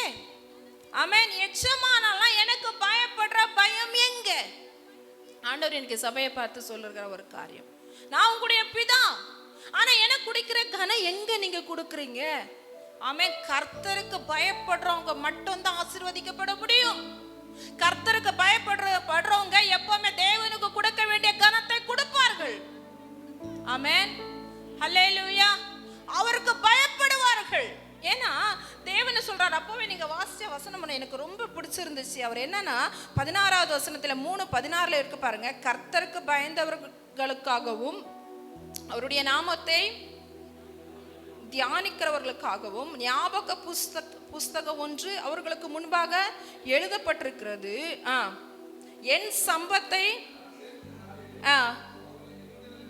ஆண்டவர் எப்படி தெரியுமா உங்களை பார்க்கிறாரு? உங்களுக்காக ஒரு ஞாபகம். யாருக்காக ஞாபக புஸ்தகம் இருக்குன்னா, தேவனுக்கு பயந்தவங்களுக்கு தான் ஞாபக புஸ்தகம் இருக்குது. அவர் தேவனுக்கு பயந்தவங்க என்னன்னு சொல்றாங்க பாத்தீங்களா? என் சம்பத்தை நான் சேர்க்கிற நாள்ல அவர்கள் என்னுடையவர்களா இருப்பார்கள். ஆமே, சொல்லுங்க. ஏசப்பா என்னை தன் சொத்தா பார்க்கிறாரு. ஆமே. அப்போ கர்த்தருக்கு பயப்படுறவங்களை மட்டும் தான் தேவன் வர்த்திக்க பண்ண முடியும். ஆமென், ஹல்லேலூயா. தீமையை விட்டு விலகுறத கர்த்தருக்கு பயப்படுற பயம். ஆமென், ஹல்லேலூயா. அவர் எப்பவுமே எதிர்பார்க்கிறது எனக்கு கொடுக்க வேண்டிய கனத்தை கொடு. ஆமென். ஏன்னா பைபிள் இருக்குது, அவர் தன்னுடைய மரணத்திலிருந்து விடுவிக்கிறதுக்கு பிதாவுக்கு தெரியும். அப்போ கண்ணீர் விடுறாரு, விண்ணப்பத்தை செய்யறாரு. அங்க ஒரு வசனம் இருக்குதுங்க அழகா. அவருக்கு உண்டான பயபக்தியின் நிமித்தம் தான் அவர் கேட்கப்பட்டார். ஆமென். பிதா ஒரே குமாரன், ஆனா அங்க இருக்கிறது ஒரு பாசத்தினால கேட்கப்பட்டார், விசுவாசத்தினால கேட்கப்பட்டார். இப்படியெல்லாம் இல்லைங்க. ஆமென், சொல்லுங்க. இயேசுவே பிதாவானவருக்கு பயந்தார்னா நம்ம எம்மாத்திரங்க அவர்கிட்ட நம்ம கற்றுக்கணும். ஆமென், அல்லேலூயா. சொல்லுங்க, ஆண்டவரே உமக்கு பயப்படுற பயத்தை எனக்கு கற்றுக் கொடுங்க என் ஆண்டவரே. ஆமென். ஏசப்பா ரொம்ப அன்பா இருக்கிறதுனால தேவன் மேல பயம் இல்லாம போயிட்டு இருக்குதுன்னு தான் சொல்ல வேண்டும். சொல்லுங்க, அவர் பயபக்திக்குரிய என் தெய்வம். ஆமென், ஹல்லேலூயா. பெரியவரையும் கர்த்தருக்கு பயப்படுற பெரியவரையும் சிறியவரையும் தேவன் ஆசீர்வதிப்பார். அப்போ நம்ம குடும்பங்கள்ல ஆசீர்வாதம் இன்மை இருக்குன்னா அதுக்கு காரணம் நம்முடைய குடும்பங்கள்ல தேவனுக்கு பயப்படுற பயம் இல்லை. ஆமென். இஷ்டத்தின்படியான வாழ்வு இருந்தா தேவன் ஆசீர்வதிக்கவே முடியாதுங்க. நீங்க எத்தனை கால கிறிஸ்தவங்களா இருந்தாலும் பரவாயில்லைங்க, தேவன் ஆசீர்வதிக்கவே முடியாதுங்க. ஆமென், புரியுதுங்களா? ஒரு பால் வாங்குறதுக்கே அந்த பாத்திரத்தை கழுவி சுத்தமாக ரெடி பண்ணி வச்சோன்னா அதில் பால் வாங்க முடியும். அப்போ நம்ம வாழ்க்கை ஆசீர்வாதமா இருக்கணும்னா நம்முடைய வாழ்க்கையுமே தேவன் எதிர்பார்க்கிற மாதிரி இருக்கணும். சொல்லுங்க, தேவன் பயபக்தியை விரும்புகிறார். கர்த்தருக்கு நான் பயப்படணும்னு நினைக்கிறார். இஷ்டத்தின்படி நான் வாழ்ந்துட்டு இருந்தேன்னா, ஏசா இஷ்டத்தின்படி வாழ்ந்தான். ஆனா அவனுடைய நிலைமை, அவன் பிச்சை எடுத்தாலும் அவனுக்கு ஆசீர்வாதம் இல்லை. ஆசீர்வாதத்துக்கு பிச்சை எடுக்கிற மாதிரி ஆயிடுச்சு, ஆசீர்வாதம் இல்லை. ஏன்னா தேவனுக்கு பயப்படல, அப்பா அம்மாவுக்கு பயப்படல, இஷ்ட மாதிரி வாழ்ந்தான், வேசிக்கலனாய் திருந்தான். அப்படி இருந்தால் ஆசீர்வாதம் இருக்கவே முடியாதுங்க. பைபிளில் ஒரு இன்சிடென்ட் மட்டும் நான் உங்களுக்கு சொல்கிறேன். ஃபர்ஸ்ட் சாமுவேல் 2வது அதிகாரத்துக்கு 1 சாமுவேல் 2வது அதிகாரத்தில் நீங்கள் பாருங்க, கர்த்தருக்கு பயப்படுறவங்க மட்டும்தான் அங்கே ஆசீர்வதிக்கப்பட முடியும். அங்கே நீங்கள் பார்த்தீங்கன்னா 2வது அதிகாரம் 26 வசனம் 29வது வசனத்தை நீங்கள் இப்போ வாசிச்சிங்கன்னா 29வது வசனம் கடைசியில் ஃபர்ஸ்ட் சாமுவேல் 2வது அதிகாரம் 29வது வசனத்தின் லாஸ்ட்ல, நீ என்னைய பார்க்கிலும் உன் குமாரனை மதிப்பானேன் என்றார். ஆமென், ஹல்லேலூயா. சொல்லுங்க, தேவன் இங்கே ஒரு ஃபேமிலி இருக்குதுங்க, பெரியவர்களையும் சிறியவர்களையும் தேவன் ஆசீர்வதிக்கிறவர். ஆமென். ஒரு குடும்பம் ஆசீர்வாதமா இருக்கணும்னா குடும்பத்தில் இருக்க பெரியவங்களும் தேவனுக்கு பயபக்தியா நடக்கணும், சிறியவங்களும் அப்படிதான் நடக்க வேண்டும். ஆமென். இங்க ஏலி ஆசாரியன், அவனுடைய பிள்ளைகளை குறித்து தான், ஏலியை குறித்து தான் இங்க எழுதப்பட்டிருக்கு. ஏலியை குறித்து என்ன எழுதப்பட்டிருக்குன்னா, என்னைய பார்க்கலின் உன் குமாரனை நீ மதிச்ச. அப்ப உனக்கு என்ன பயம் என்னைய குறித்து? அவன் என்ன பண்றான்னா, தன் பிள்ளைகளை இஷ்டத்தின் போக்கில விட்டான், அவனை கடிஞ்சு கொண்டான். ஆனாலும் அந்த கடிந்து கொள்வதை பார்க்கல. ஒரு விஷயத்தை புரிஞ்சுக்கோங்க, தேவன் முன்பாக வாழ்ற நம்ம ஒவ்வொரு நாளும் நம்ம நடைகளை சரிப்படுத்த வேண்டும். கர்த்தர் எப்பவுமே என்னை பார்த்து கொண்டு இருக்கிறார் என்ற ஒரு பயத்தோட தான் வாழ வேண்டும். சொல்லுங்க, என் வீட்டில் இருந்தாலும் தேவன் என்னை பார்க்கிறார், நான் காலேஜுக்கு போனாலும் பார்க்கிறார், ஸ்கூல்ல போனாலும் பார்க்கிறார். அவன் நான் எங்க நின்னாலும் தேவன் என்னை பார்த்துட்டே இருக்கிறார். அவர் என்னுடைய உள்ளத்துல என்ன நடக்குன்னு பார்க்கிறார், என் கண்ணு எங்க பாக்குதுன்னு பார்க்கிறார், என் மனதை நான் எங்க வைத்திருக்கிறேன்னு பார்க்கிறார், என் சிந்தனையில என்ன ஓடிட்டு இருக்குதுன்னு பார்க்கிறார். என் தேவனுடைய கண்ணுக்கு மறைவானது ஒன்றும் இல்லை. ஆமென், ஹல்லேலூயா. சொல்லுங்க, எத்தனை நாள் நம்ம துணிகரத்துல இருதயத்துல செய்கிற பாவத்தை கூட அவர் தேவன் பார்க்கிறார். ஆமென், ஹல்லேலூயா. எப்பவுமே ஒன்று புரிஞ்சுக்கணும், தேவன் என் குடும்பத்தையும் எல்லாத்தையும் நம்ம எல்லாருக்கும் மறைக்கலாம். மனுஷன் வேஷமாகவே திரிகிறான்னு இருக்குது, வெளியே தெரியாது நம்ம எப்படியே வாழ்க்கைன்ட்டு. ஆனா அந்தரங்கத்தை பார்க்கிற பரமபிதா அந்தரங்கத்துல பரிசுத்தையும் அந்தரங்கத்திலையும் நம்ம தேவனுக்கு பயந்து நடக்கணும்னு விரும்புகிறார். அதுதான் வீட்டுக்கு ஆசீர்வாதத்தை கொண்டு வரும். ஆமென், ஹல்லேலூயா. துணிகரமா எப்படி வேணா நடந்துட்டு என் வீடு ஆசீர்வதிக்கப்படணும்னா முடியாதுங்க. துணிகரமா நடக்கிற மயிருள்ள உச்சன் தலையின் தேவன் உடைப்பார் என்ற வசனம் சொல்லுகிறது. நான் கிறிஸ்தவன் தான், நான் கிறிஸ்தவன் தான் கலத்தி போட்ட கழுதைகள் மாதிரி நம்ம வாழ்ந்த ஆசீர்வாதமா நாங்க இருக்கவே முடியாதுங்க. சொல்லுங்க, கிறிஸ்தவ வாழ்க்கை ஒரு கட்டுப்பாட்டுக்குரியது. அதனாலதான் கட்டளைகளை நமக்கு கொடுத்திருக்கிறார். ஆமென், அதன்படி நடந்தாதான் ஆசீர்வாதம். ஆமென், அல்லேலூயா. ஏலி ஆசாரியனா இருந்தாலும் கூட அவன் தன் பிள்ளைகளை தன் பிள்ளைகளை தன்னை பார்க்கிலும் ஆண்டவரை பார்க்கிலும் அதிகமாய் மதிச்சதுனால, அதிகமாய் பிள்ளைகளை நேசிச்சதுனால அவங்களை அவன் கடிந்து கொண்டால் கூட அவங்க என்ன பண்ணல, அதுக்கு கீழ்ப்படிய. நீங்க வாசிங்க 2வது அதிகாரத்துல 25வது வசனத்துல பாருங்க, அவர்கள் தங்கள் தகப்பன் சொல்ல கேளாமல் போனவர்கள் அவர்களை சங்கரிக்க கர்த்தர் சித்தமாயிருந்தார்.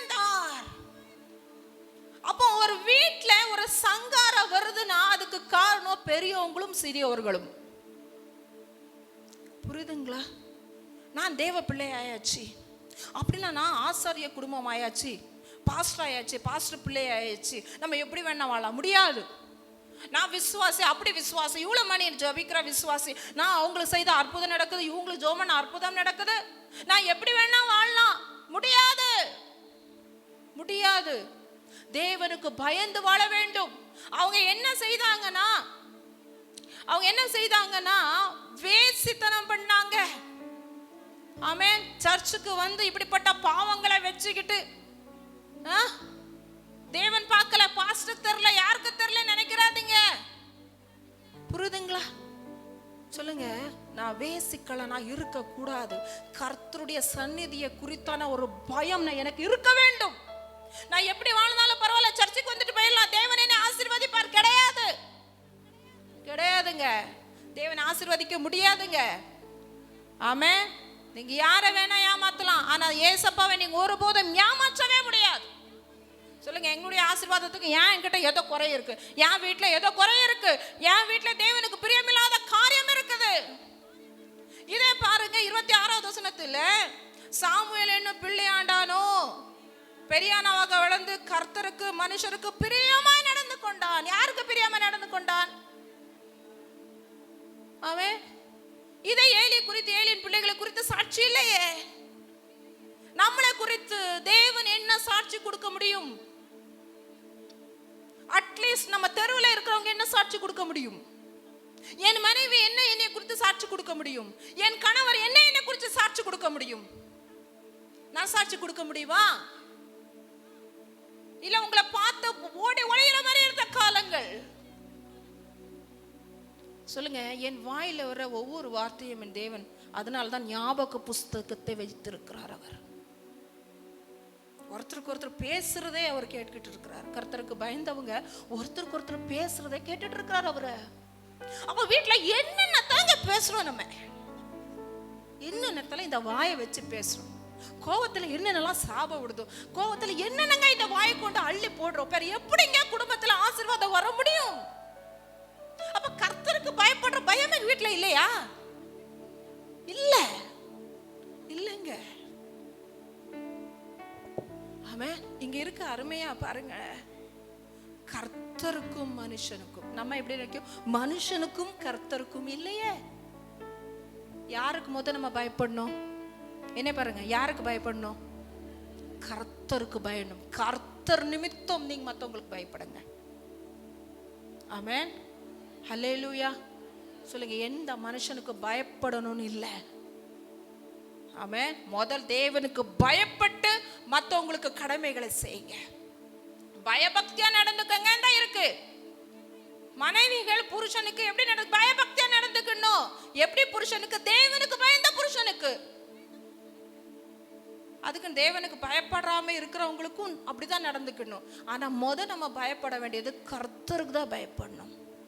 கர்த்தருக்கு கொடுக்க வேண்டிய ஸ்தானத்தை புருஷனுக்கு கொடுக்கிறது, கர்த்தருக்கு கொடுக்க வேண்டிய ஸ்தானத்தை யாருக்கு? மனைவிக்கு கொடுக்கிறது, கர்த்தருக்கு கொடுக்க வேண்டிய ஸ்தானத்தை பிள்ளைகளுக்கு கொடுக்கிறது, கர்த்தருக்கு கொடுக்க வேண்டிய ஸ்தானத்தை பணத்துக்கு கொடுக்கிறது, படிப்பு கொடுக்கிறது, எந்த விஷயத்துக்கும் கொடுத்துடக்கூடாதுங்க. அது நமக்கு சாபத்தை கொண்டு வரும். ஆமென். ஹல்லேலூயா. கீழே உள்ள வசனத்தை நீங்க வாசிச்சீங்கன்னா 30வது வசனத்துல லாஸ்ட்ல இருக்கு பாருங்க. என்னை கனம் பண்ணுகிறவர்களை நான் கனம் பண்ணுவேன், என்னை அசட்டை பண்ணுகிறவர்கள் கனமீனம் ஆவார்கள் என்று கர்த்தர் சொல்லுகிறார். அப்ப தேவனுக்கு கொடுக்கிற கனத்தை ஏதோ ஒரு விஷயத்துக்கு நம்ம கொடுத்துட்டோம்னா, நம்ம வேலைக்கோ, நம்ம யாரோ ஒரு மனிதனுக்கோ, எதுக்கோ நம்ம கொடுத்தோம்னா நம்ம தேவனை அசட்டை பண்றோம்னு அர்த்தம். தேவனை அசட்டை பண்ணிட்டு எப்படி தேவன் நம்மளை ஆசீர்வதிக்கணும்னு கேட்க முடியும்? ஆமென். ஹல்லேலூயா. 1008 சாக்கு போக்கு வச்சிருக்கோம் தேவனை நேசிக்காம போறதுக்கும், அவரை தேடாம இருக்கிறது. ஆண்டவரே நான் இது செய்யணாச்சு, நான் இது செய்யணாச்சு, நான் அதை பண்ணனாச்சு. எத்தனை நாளாகுதுங்க ஆண்டவர்கிட்ட மனம் திறந்து நீங்க பேசி? எத்தனை நாளாகுதுங்க தேவனை அதிகமா நீங்க வாஞ்சித்த? ஆசீர்வாதத்தை வாஞ்சிக்கிற அளவு இருக்கிற வாஞ்ச தேவன் மேல இல்லாம போனது என்ன? எதுக்கு பேரு ஆசீர்வாதம் குறை? எதுக்கு வீட்டுல சமாதானம் இல்லை? நாம அனுபவி நமக்கு சம்பூர்ணமாய் கொடுக்கிற தேவனாக இருக்க கர்த்தர். நன்மை இருந்தா மட்டும் போதாது. ஆமென். நம்ம அனுபவிக்க பலன் தேவன் நமக்கு கொடுக்கணுங்க. வீட்ல எல்லாருக்கும் சமாதானம் இல்ல. ஏன்? தேவனுக்கு பயப்படுற பயம் என் வீட்ல இல்ல. வீட்ல ஏன் போராட்டத்து மேல போராட்டம் வருது? தேவனுக்கு பயப்படுற பயம் இல்ல. ஏன் ஜெபங்கள் கேட்கப்படல? தேவனுக்கு பயப்படுற பயம் இல்லை. அதனாலதான் பாருங்க, கீழே உள்ள வசனத்தை நீங்க வாசிச்சீங்கன்னா ஏலியின் குடும்பத்தின் மேல் வந்த சாபத்தை பாருங்க. 31வது வசனம். உன் வீட்டில் ஒரு கிழவனும், எல்லாம் வாசிக்கணும், இராதபடிக்கு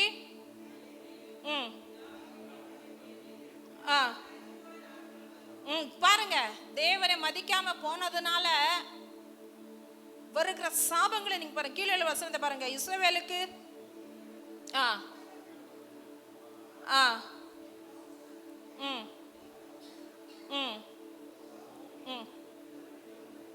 எப்படி? ஒரு கிழவனும் இருக்க மாட்டான் உன் வீட்டுல. யாரும் தீர்கால இருக்க மாட்டாங்க.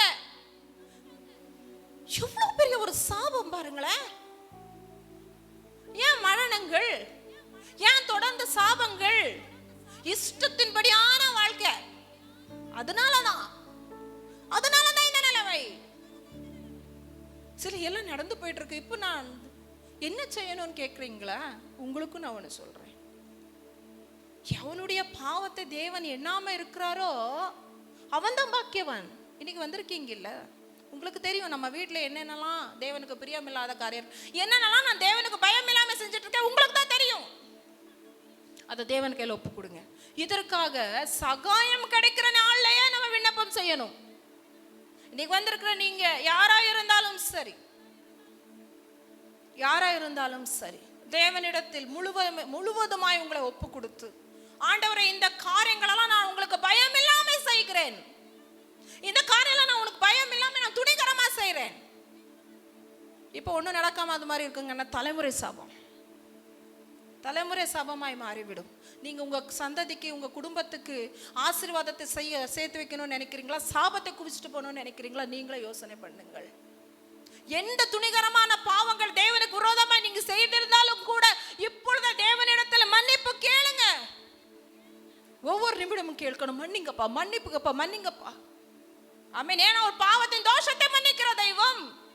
பாவத்தினால தோஷங்கள் வரும். தேவனுக்கு எங்க பயப்படுதல் இல்லையோ அங்க பாவம் இருக்கும். பாவத்தின் தோஷத்தை மன்னிக்கிறவர். ஹல்லேலூயா. ஆமென். சொல்லுங்க, ஆண்டவரே, துணிகரமாய் நான் தவறு செய்தேன், துணிந்து பாவம் செய்தேன். துணிகரமாய் நான் தவறு செய்தேன், துணிந்து பாவம் செய்தேன்.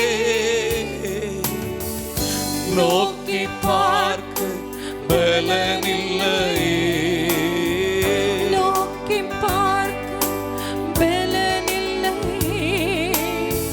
தூக்கி நிறுத்தும் என் தெய்வமே, தூக்கி நிறுத்தும் என் தெய்வமே. என்னை கழுவி கழுவி தூய்மையாக்கும் கல்வாரி இரத்தத்தாலே, அற்பணியை போல வெண்மையாவே, முற்றிலும் வெண்மையாவே.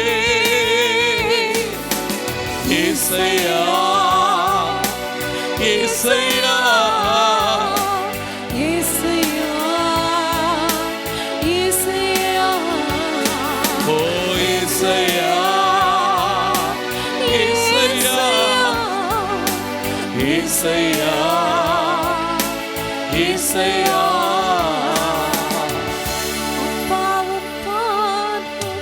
அமர்ந்து விட்டே அன்பின் தகப்பன் நீதானையா, செய்த பாவங்கள் கண் முன்னே வருந்துகிறேன் கண்ணீரோடு. பாவத்தை நம்ம கழுவ முடியாது. வருந்தலாம், கழுங்குவக்கப்பான்னு கேட்கலாம், அதுமா செய்ய முடியாது, அதுமா செய்ய முடியாது. எத்தனை பேருக்கு பாவ மன்னிப்பு நிச்சயத்தை பெற்றுக் கொண்டிருக்கிறோம்? என் பாவம் எல்லாம் மன்னிக்கப்பட்டிருக்கேன் எத்தனை பேர் நிச்சயத்தை பெற்றுக் கொண்டிருக்கிறோம்? அதனாலதான் தேவன் சில நேரங்கள்ல சில பாதைகளை நம்மளுக்கு அனுமதிக்கிறார். சில பாதைகளுக்குள்ள நம்ம போவோம், இருளா தெரிகிற பாதைகள், கடினமா தெரிகிற பாதைகள், வாழ்க்கை விரக்தியாகிற பாதை. அந்த நேரத்துல தான் ஆண்டவர்கிட்ட கேளுங்க. அவங்களால இவங்களால இதனால அதனால இல்லை, ஆண்டவர்கிட்ட கேளுங்க. அப்பா என்னை மன்னிச்சிருங்க, என்னை கழுவி கழுவி தூய்மையாக்கும் கல்வாரி ரத்தத்தாலே. ஆமென், ஹல்லேலூயா. அவருடைய பாவம் மட்டும்தான், அவருடைய ரத்தம் மட்டும்தாங்க நம்மளுக்கு பாவ மன்னிப்பை கொடுக்க முடியும். ஆமென், ஹல்லேலூயா. ஆண்டவர்கிட்ட ஒவ்வொரு நாளும் நம்ம எல்லா நாளும் ஏசப்பா உங்க முன்பாக நாங்கள் பிரியமாய் வாழணும்னு சொல்லி கேளுங்க. கர்த்தர் ஆசீர்வதிப்பாராக. ரெண்டாவது காரியம், சாமுவேலை குறித்து மட்டும் 3 சொல்ல. சாமுவேல் கர்த்தருடைய சந்நிதியிலே இருந்து வாழ்ந்தான், கர்த்தருக்கு பணிவிடை செய்தான். ஆமென். தேவனுக்கு பயப்படுறவன் இருக்கிற ஒரு பிளேஸ் எங்க தெரியுமா? கர்த்தருடைய சந்நிதி தான். கர்த்தருடைய சந்நிதியை ஈஸியா ஒரு நாளும் எண்ணவே கூடாது. கர்த்தருடைய சந்நிதியில நாங்க என்ன பண்ண, துணிகரமா இருந்துடவே கூடாதுங்க. துணிகரமா இருந்த ஏலின் பிள்ளைகள் செத்து மடிந்தாங்க. ஆரோனின் பிள்ளைகள் செத்து மடிந்தாங்க. ஆமென். அனனியா சப்ரால் செத்து மடிந்தாங்க. ஒளிச்சு வச்சுக்கிட்டாங்க. என்னது? ஒளிச்சு வச்சு தங்களுக்குன்னு வச்சுக்கிட்டாங்க. தேவனுக்கு கொடுக்க வேண்டிய காரியங்கள் செத்து மடிஞ்சாங்க. போய் சொன்னாங்க, செத்து மடிஞ்சாங்க. சொல்லுங்க, தேவனுடைய சந்நிதியில நான் ஒரு நாளும் விளையாடவே கூடாது. புரியுதா? சொல்லுங்க, பயபக்தியோர்கிட்ட நான் வரணும்னா எப்படி வரணும்? பயபக்திக்குரிய ஆண்டவர், என்னுடைய ஆண்டவர் எப்படி வரணும்? எப்படி வரணும்? பயபக்தியா தான் வரணும். இந்த உலகத்தில் அதிகாரம் இருக்கிறவங்களுக்கு முன்பாகவே அந்த அளவு பயபக்தியா, பயத்தோட, ரெஸ்பெக்டோட நம்ம நின்று காரியங்களை செய்கிறோன்னா, ராஜாதி ராஜாவா இருக்கிற இயேசுக்கு முன்பால நம்ம எப்படி இருக்கணும்? நடுங்கணும். ஆமென். சொல்லுங்க, கர்த்தருடைய சந்நிதியில நான் இருக்கணும், பயபக்தியா இருக்கணும், அவருக்கு நான் பணிவிடை செய்யணும். எத்தனை பேர் சொல்றீங்க, நான் தேவனுக்கு பணிவிடை செய்ய விரும்புகிறேன்? ஆமென், ஹல்லேலூயா. தேவனுக்கு பணிவிடை செய்யணும். எப்படி நான் காலத்துல பணிவிடை செய்த தெரியுமா? தேவனுடைய வார்த்தை அரிதா இருந்துச்சு, எந்த தீர்க்கதரிசனமும் இல்லை அப்படி காலத்துல. ஆமென், ஹல்லேலூயா. அப்படி காலங்கள் வரும். அந்த காலத்தில் நான் சாமுவேலை போல இருக்க வேண்டும், அதுதான் ஆசீர்வாதம். கடைசியாய் 2:35 வசனம் பாருங்க. 2:35 கடைசி. நான் சொல்லி, நான் எல்லாம் வாசிங்க. நான் என் உள்ளத்திற்கும் என் சித்தத்திற்கும் ஏற்றபடி செய்யத்தக்கதாக உண்மையான ஒரு இருதயத்தை தான் தேவன் பார்க்கிறார். சொல்லுங்க, தேவனுடைய உள்ளத்துக்கும் தேவனுடைய சித்தத்துக்கும் ஏற்ற மாதிரி நான் செய்ய ஒப்பு கொடுக்கிறேன். ஆமென். எத்தனை பேர் தேவன் உள்ளம் விரும்புற மாதிரி இருக்கிறீங்க? தேவனுடைய சித்தத்தை தான் செஞ்சுட்டு இருக்கிறீங்க? சொல்லுங்க பாப்போம். தேவ உள்ளம் இன்னைக்கு நம்மளை விரும்புதா? சொல்லுங்க, நமக்கு தான் தெரியும் நம்ம எவ்வளவு கலந்தனம் பண்றோம், எவ்வளவு கசடுகள் உள்ள இருக்கு. தேவன் உண்மையை நம்மளை விரும்புறாரா? தேவன் உண்மையை நம்மளை குறித்து ஒரு நல்ல சாட்சி கொடுக்க முடியுமா? கர்த்தருக்கு பயந்தவங்க மட்டும்தான் பரலோகத்துக்கு போக முடியும். தேவனுக்கு உண்மையா இருக்கோமா? எல்லா விஷயத்திலும் தேவனுக்கு உண்மையா இருக்கிறோமா? தேவனுக்கு நம்ம பயந்துதான் இருக்கோமா? தேவனுடைய சித்தத்தை மட்டும் தான் செய்யறோமாங்க? இல்லையே. சபை இன்னைக்கு ஒப்பு கொடுக்கணுங்க. ஒவ்வொருத்தரும் உணர்வடையணுங்க. நானும் நம்மளும் உணர்வடையணுங்க. இன்னைக்கு ஏதோ சர்ச்சுக்கு வரும், ஏதோ சர்ச்சுக்கு வந்து இருக்கிற மாதிரியே போவாதீங்க. தயவு செய்து வந்த மாதிரியே போவாதீங்க. எந்த அளவுல நீங்க ஆசீர்வாதத்தை பெற்றுக்கணும் நான் சர்ச்சுக்கு போனா நினைச்சு வர்றீங்களோ அதற்கும் மேல தேவனுக்கு நான் எப்படி எல்லாம் பிரியமாய் வாழ வேண்டும், இதுதான் கற்றுக்கணும். ஆமென், ஹல்லேலூயா.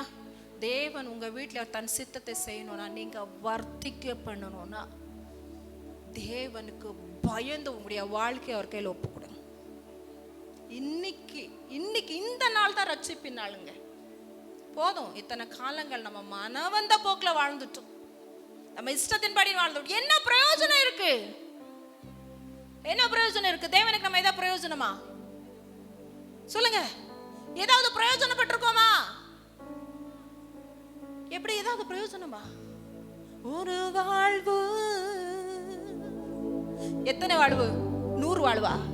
10,000 வாழ்வா? மறுஜன்மம் இருக்கா? ஒரே ஒரு வாழ்க்கை. நீங்க விரும்புற எந்த, நான் சொல்லுவேன், படிப்புக்கு மேல தேவன் தான். சில கல்யாணம் தான் எல்லாம் நினைப்பாங்க, இல்ல பிள்ளைகளை தான் நினைப்ப. நோ நோ, சொல்லுங்க எல்லாரும் மனதா. ஒரு வாழ்வு அது உமக்காக, உணர்வெல்லாம் உமக்காக, உள்ளமெல்லாம் உமக்காக, உணர்வெல்லாம் உமக்காக, உள்ளமெல்லாம் உமக்காக, இயேசு ராஜா உம் இதய துடிப்பை அறிந்து கொள்ளும்.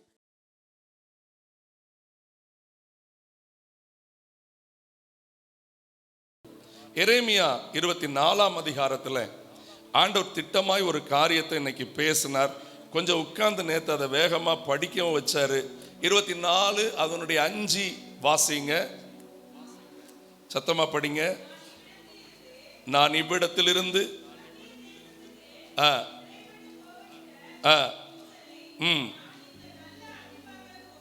ஒப்பிட்டு அவர்களுக்கு நன்மை உண்டாக, எல்லாரும் சொல்லுங்க, அவர்களுக்கு 2 காரியம் சொல்றார். உன்னை நான் அங்கீகரிக்க விரும்புறேன்.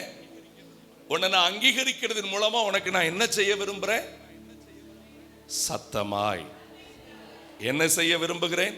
நன்மை செய்ய விரும்புகிறேன். கரெக்டா சொல்லுங்க. சரி, எனக்கு நன்மை உண்டாகனா எனக்கு நன்மை செய்ய விரும்புகிறார். ஆமென். 6ஆம் வசனம் பாருங்க. அவர்களுக்கு நன்மை உண்டாக நான் என் கண்களை அவர்கள் மேல். எத்தனை பேர் விசுவாசிக்கிறீங்க என்னைய கர்த்தர் நன்மையினால் என்ன பண்ணுவார்? அல்லேலூயா. இன்னைக்கு நான் ரொம்ப ஆழமா பேச விரும்புறேன். கர்த்தர் இன்னைக்கு உங்கள்கிட்ட திட்டமா இதை சொல்லியிருக்கிறார். உனக்கு நன்மை உண்டாகணும்னா நீ கவனமா இருக்க வேண்டிய 3 காரியத்தை குறித்து ஆண்டவர் ரொம்ப உங்ககிட்ட பேச விரும்புகிறார். என் கூட எரேமியா 42க்கு வந்துருங்க. இந்த 42ஆம் அதிகாரத்திலிருந்து இதை நீங்க படிச்சு பார்த்தீங்கன்னா இந்த சர்ச்சை மாதிரி சூப்பர் சர்ச் யாரும் கிடையாதுன்னு சொல்லுவீங்க. என் கூட சேர்ந்து படிக்கீங்களா? சரி, என் கூட வாங்கன்னு. எரேமியா 42 அதனுடைய 1ஆம் வசனத்திலிருந்து படிங்க. அப்பொழுது எல்லா யோகனானும் எசனியாவும் எல்லாம் படிக்கணும். சின்ன பிள்ளைகள் பெரியவங்களாம் படிக்கணும்.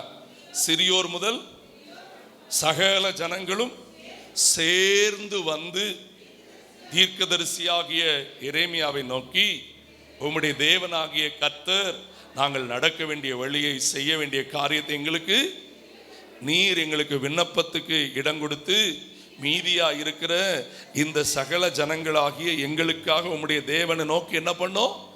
விண்ணப்பம் பண்ணோம், ஜெபம் பண்ணோம் அப்படின்னு சொல்லிட்டு அவனும் சொல்ற 4ஆம் வசனத்துல ஆண்டவர் சொல்றத நான் மறைக்காம உங்களுக்கு அறிவிப்பேன்னு சொல்லிட்டு எரேமியா கீழே 5ஆம் வசனத்துல சொல்றான், கர்த்தர் உம்மை கொண்டு எங்களுக்கு சொல்லி அனுப்பும் எல்லா வார்த்தையின்படி நாங்கள் செய்யாவிட்டால் கர்த்தர் நமக்கு.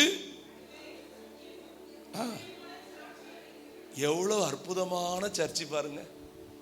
ஐயோ எனக்கு இப்படி சர்ச்சில் ஊழியம் செய்ய தான் பிடிச்சிருக்கு. ஆனா வாயில தான். எதுல தான் சொல்லுங்க. இன்னும் கூடுதலா 6வது வசனத்துல சொல்றாங்க பாருங்க, அது நன்மையானாலும் எங்கள் தேவனாகிய கர்த்தருடைய சத்தத்துக்கு எங்களுக்கு என்ன உண்டாகும்? நாங்கள் உம்மை அனுப்புகிற எங்கள் தேவனாகிய கர்த்தருடைய சத்தத்துக்கு. இப்ப 10 நாள் ஊழியக்காரர் ஜெபம் பண்ணி இருக்கிறார். 10 நாள் ஜெபம் பண்ணிட்டு அந்த ஊழியக்காரர் மூலமா கர்த்தர் பேசின வார்த்தை என்ன தெரியுமா? 10ஆம் வசனத்துல, நீங்கள் இந்த தேசத்தில் நான் உங்களை உங்களை உங்களை உங்களை நான் உங்களுக்கு செய்திருக்கிற என்னது? ஐயோ என் பிள்ளைகள் எனக்கு தொண்டெல்லாம் பிடிக்கும். என்கிட்ட வந்து எங்களுக்காக ஜெபம் பண்ணிக்கிடுங்க பாஸ்டர், உங்க மூலம் ஏசப்பா பேசுறார் பாஸ்டர். ஆமா ஆமா ஆமா ஆமா ஆமா. உடனே கர்த்தர் பேசுறார். 10 நாள் ஜெபம் பண்ண உடனே, நீங்க என் சொல்லுக்கு கீழ்ப்படிஞ்சு எங்கேயே இருங்க, பாபிலோன்லயே, இந்த எருசலேம்ல பாபிலோன் ஆளுகைக்கு கீழே இருங்க, பாபிலோன் ராஜாவை சேவிங்க, பயப்படாதீங்க. 11ஆம் வசனம், நீங்கள் பயப்படுகிற பாபிலோன் ராஜாவுக்கு அவனுக்கு பயப்படாதிருப்பீர்களாக என்று உங்களை ரட்சிக்கும்படி, உங்களை கைக்கு தப்பு வைக்கும்படி நான் உங்களோட, அவன் உங்களுக்கு இறங்குகிறதற்கும் உங்கள் சுய தேசத்துக்கு உங்களுக்கு என்ன செய்வேன்?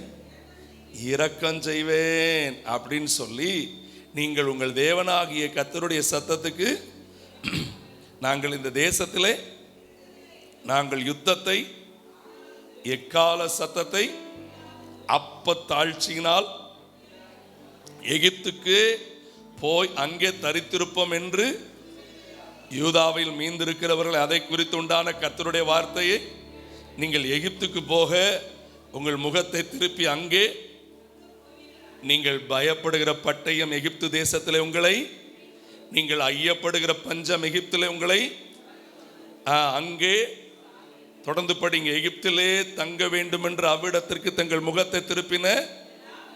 சம்பவிக்கிறது என்னவென்றால், பட்டயத்தாலும் பஞ்சத்தாலும் கொள்ளை நோயாலும் நான் அவர்கள் மேல் வரப்பண்ணும் தீங்கினாலே மீதியாயிருக்கிறவர்கள். இப்படியே பேசிக்கிட்டு வரார். அதிகாரம் ஆரம்பிக்கும் போது நல்ல சர்ச்சை, அதிகாரம் முடியும் போது இங்க பாருங்க, உம்ம ஆண்டவரை நீர் வச்சுக்கிடும், உம்ம சத்தியத்தை நீரே வச்சுக்கிடும். ஞாயிற்றுக்கிழமை வந்துமா, ஆசீர்வாத வார்த்தையை மட்டும் கேட்டுமா, மற்ற நாள்லாம் எங்க இஷ்டப்படி எங்கேயாவது போகணுமா, ஏன் வந்த எதுக்கு வந்தாலும் அடுத்த வாரம் கேட்கக்கூடாது, எதுக்கு வரலன்னு கேட்கக்கூடாது. ஆமா, ஏன்னா நாங்க எகிப்து. உங்களுக்கு தான் பேச விரும்புறார். கவனிங்க, 18ஆம் வசனம் சொல்லுது இப்படி. 20ஆம் வசனம் படிச்சுட்டு 18க்கு வாங்க. உங்கள் ஆத்துமாக்களுக்கு விரோதமாய் உங்களை மோசம் போக்கினீர்கள். பாருங்க 18ஆம் வசனம், என் கோபமும் என் உக்கிரமும் எருசலேமின் குடிகள் மேல், அப்படியே என் உக்கிரமும் நீங்கள் எகிப்துக்கு போகும்போது உங்கள் மேல் நீங்கள் சாபமாகவும். இந்த வார்த்தைக்கு நம்ம இடம் கொடுக்கலாமா? நீங்க என்ன செய்ய போகிறோம்? ஆண்டவருடைய உள்ளம் இந்த நாட்களில் எதை குறித்து ஏங்குதுன்னா, எத்தனை பேருக்கு அதை கேட்கணும்னு இருப்பேன். எனக்கு இதை படித்து நான் ரொம்ப நேரம் நேற்று உட்கார்ந்து ஆண்டோட்ட அழுதேன் உண்மையில். ஏன்னா நான் ரொம்ப நாளாக ஆண்டோட்ட கேட்டேன், ஆண்டவரே என்ன செஞ்சால் உங்ககிட்ட நான் இன்னும் ஆழமாக உள்ள வரலாம், எனக்கு நீங்கள் வேணும். அப்போ தான் ஆண்டவர் சொன்னார், 44ஆம் அதிகாரத்தில் 10வது வசனத்தில் ஆண்டவர் திட்டமாக பேசுகிறாரு. அவர்கள்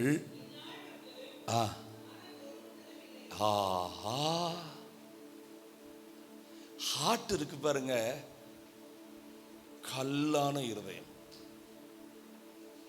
என்ன நடந்தாலும் இழகாது.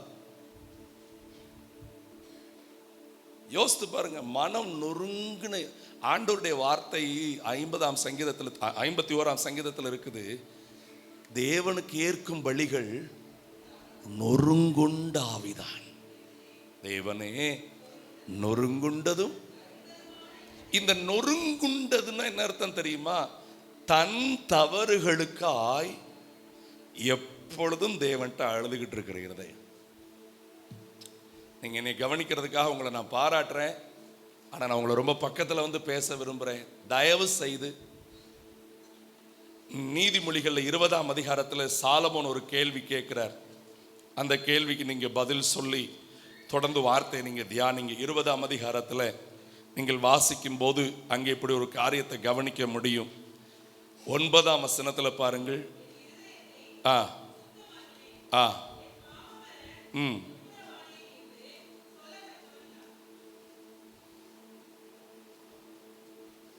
எல்லாம் எடுத்தீங்களா? இன்னைக்கு என்னை ஏசப்பா அந்தரங்கத்துல வரைக்கும், ஆனா சொல்லலாம் செய்கிறோம். சில வசனத்தை நான் கவனிச்ச போது எனக்கு ரொம்ப வேதனையா இருந்துச்சு. பாருங்க, இந்த இந்த எரேமியாவில் இந்த ஜனங்கள் கர்த்தருடைய நாமத்தை சொல்லி அவங்க ஆணையிட்டா கூட பொய் தான் சொல்றாங்களாம். எப்படி? இந்த பிள்ளைகள் பாருங்க, ஏசப்பா சத்தியமா. எப்படி? யார் சத்தியமா? பைபிள். நான் ஒன்று சொல்லட்டுமா? ஏசப்பா பேரை இழுத்துட்டா எல்லாத்தோட வருவாரு, வந்து நிற்கிறாரு. இதை நீ புக்குன்னு நினைச்சு அடிச்ச பாரு, இது புக்கு இல்ல ஐயா, இது உயிருள்ளது. உயிருள்ளது. ரொம்ப சிம்பிள் தாங்க. நான் தான் ஆரம்பத்தில் சொன்னேன் தெரியுமா? போய் ஏசப்பா காலில் விழுந்துருங்க. உங்க உறவுகள் கையை பிடிச்சு மன்னிப்பு கேட்டுருங்க, ஜெயிச்சிருவீங்க. இந்த ரெண்டும் தான் முடிய மாட்டேங்குது. ஏன்னா நம்ம அவ்வளோ பேசிட்டோம். ஏன்னா நீங்க அந்த எரேமியாவின் புஸ்தகத்துல அந்த வார்த்தை தான் என்னை ரொம்ப நொறுங்க பண்ணிச்சு. 43 அதிகாரம் 2ஆம் வசனத்தை பாருங்க. ஓசையாவின் குமாரனாகிய யோகனானும் அகங்காரிகளான என்னங்க இவங்க என்ன தெரியுமா சொல்றாங்க? 3ஆம் வசனத்துல, கல்தேயர் எங்களை கொன்று போடவும் எங்களை பாபிலோனுக்கு சிறையாய் எங்களை அவர்கள் கையில் ஒப்பு கொடுக்கவும்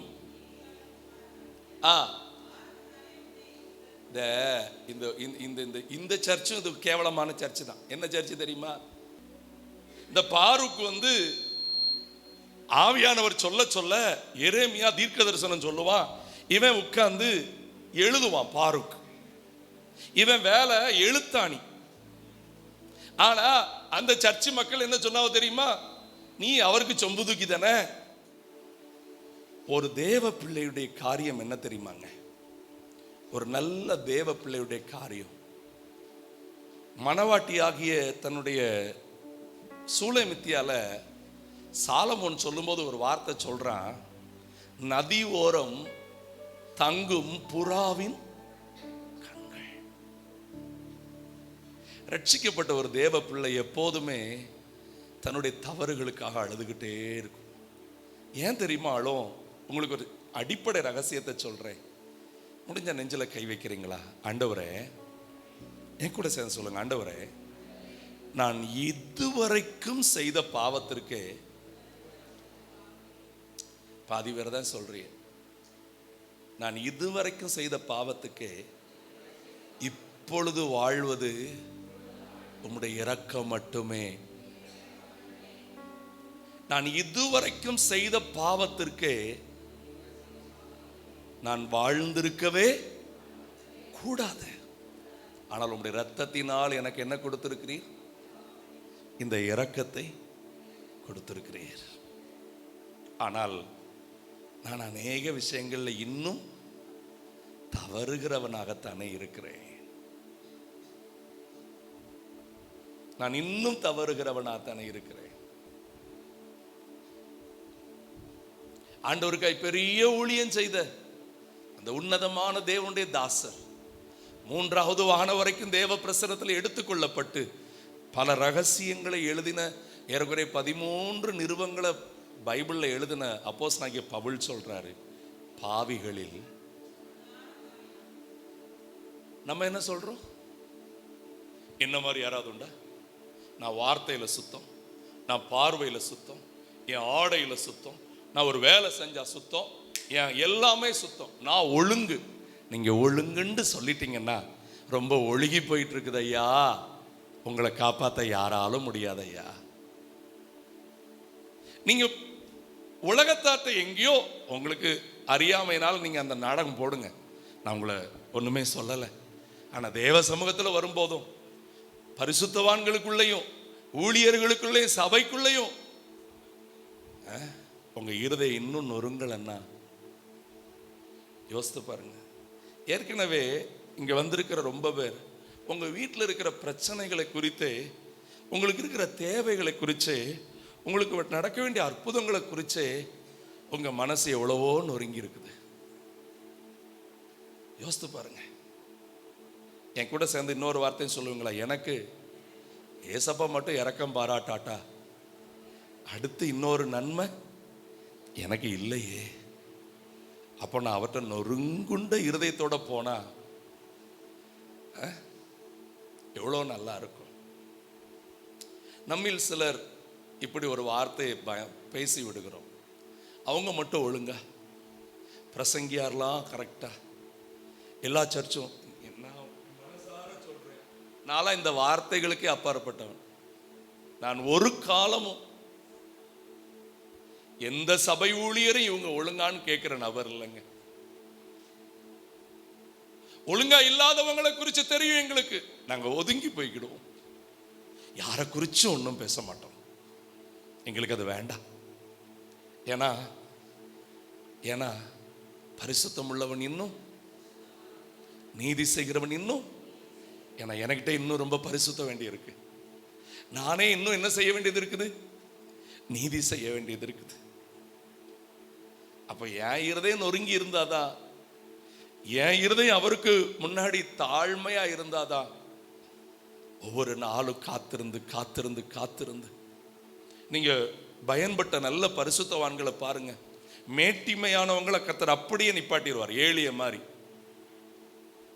ஆனா பயந்து இருக்கிறவங்கள தான் இன்னைக்கு உங்க இருதயம் நொறுங்குண்டு இருக்கட்டும். ஏன்னா ஏசாயாவில் அந்த ஒரு வார்த்தையை நீங்க வாசியுங்கள். 65ஆம் அதிகாரத்தில், ஏசாயா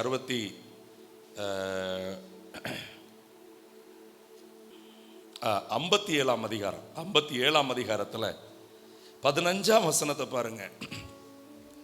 நித்திய வாசியும் பரிசுத்தர் என்கிற நாமம் உள்ளவராகிய மகத்துவமும் உன்னதமும் ஆனவர் சொல்லுகிறார், உன்னதத்திலும் வாசம் பண்ணுகிற நான் பணிந்தவர்களுடைய ஆவியை. கொஞ்சம் முன்னதான் பாஸ்டர்மா மூலம் ஆண்டவர் பேசிட்டு முடிச்சாரு. பணிவிடை செய்கிற இருதயம் இருக்கணுங்க. நான் சர்ச்சில் தூக்குறதா, நான் சர்ச்சில் இலை எடுக்கிறதா இல்லைங்க. சபைக்குள்ள வந்துட்டா, சமூகத்துக்குள்ள வந்துட்டா, என் பிள்ளை இதை செய்யறதா, அப்ப உங்க வீட்டுக்குள்ளே வச்சுக்கிடுங்க. சபைக்குன்னு வந்தாச்சுன்னா பணிந்தாவி. இங்கே அவர் நம்முடைய மேய்ப்பர், நாம் அவருடைய ஆடுகள். வசனம் அழகா சொல்லியிருக்குது, அவருக்கு முன்பாக பணிந்து குனிந்து முழங்கால் படியிட கடவோம் பாருங்கள். என்னை பார், என் அழகை பார், என் ட்ரெஸ்ஸை பார், என் காரை பார், என் வீட்டை பார். அதற்கு இல்ல சர்ச்சி, அதுக்கு இல்ல சர்ச்சி. ஆண்டவரே நீர் என்ன பார்க்க மாட்டீரா? 2 பேர் ஜெபம் பண்ண போனாங்க. ஒருவன் ஊரறிஞ்ச பரிசுத்தவான், இன்னொருவன் ஊரறிஞ்ச பாவி. பரிசுத்தவான் நேர போகிறான், ஆண்டவரே நான் இவனை மாதிரி கிடையாது, நான் அவனை மாதிரி கிடையாது, நீர் எனக்கு செவி கொடுக்க போதுமானவன் ஜெபம் பண்ணிட்டு இருந்தா கர்த்தர் இவன் பக்கத்திலே போகல. அதை சரியான வார்த்தையில் சொல்லணும்னா அதை எப்படி சொல்ல, அவனை அவனை மோந்து கூட பார்க்கல. அந்த பாவியான மனுஷன் தூரத்தில் நிற்கிறான், கண்ணை கூட ஏறெடுக்கல, எங்க அடிச்சுக்கிடுறான்.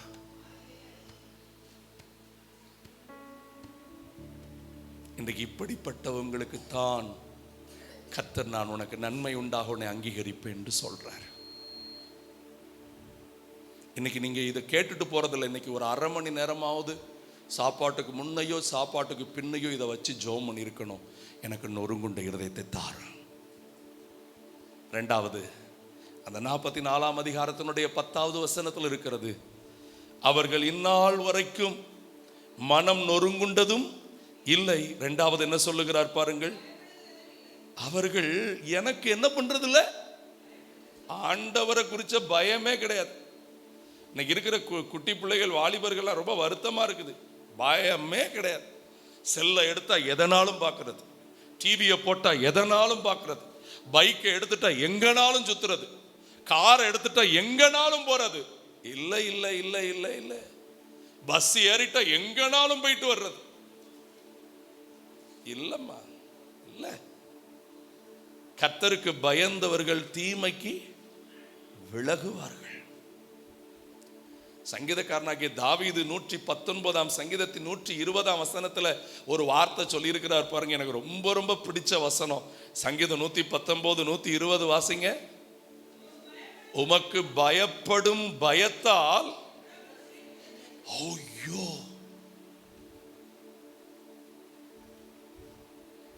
ஆண்டவருக்கு பயப்படும் பயத்தால் என்ன சிலிருக்குதா? பயப்படுங்கள். யாருக்கு பயப்படுங்கள்? மனுஷனுக்கு பயப்படுகிற பயம் கண்ணியை வருவிக்கும். நேரம் ஆயிடுச்சு. நான் 3வது உள்ள காரியத்தை சொல்லி முடிக்கிறேன்.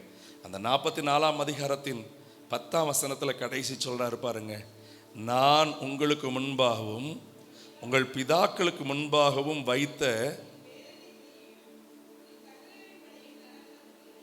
எத்தனை பேர் வாழ்க்கையில உங்க பைபிளை முன்னாடி வச்சிருக்கீங்க?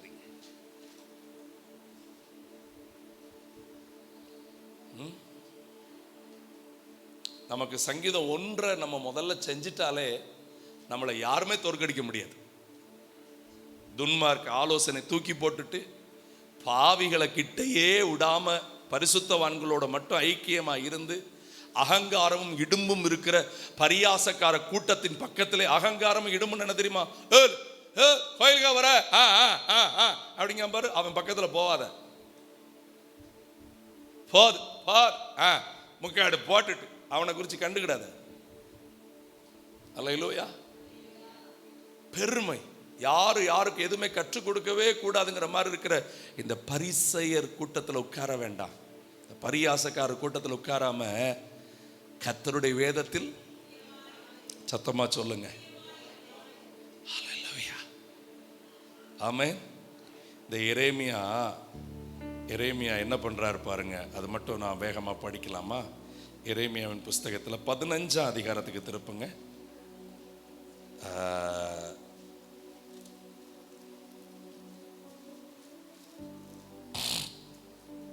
15ஆம் அதிகாரத்தில் பாருங்க, 16ஆம் வசனம் பாருங்க. உம்முடைய வார்த்தைகள் கிடைத்த உடனே அவைகளை, என்னங்க நீங்க படிச்சது என்னது? வசனம் கிடைச்ச உடனே என்ன பண்ணாரா? சாப்பிட்டாராங்க. உம்முடைய வார்த்தை எனக்கு சந்தோஷமும் என் மகிழ்ச்சியுமா இருந்தது. சேனைகளின் தேவனாகிய கர்த்தாவே உம்முடைய நாமம் எனக்கு, அவ்வளவுதான். வசனம் சாப்பிட்டுட்டா அடுத்த வசனம் பாருங்க, பரியாசக்கார கூட்டத்தில்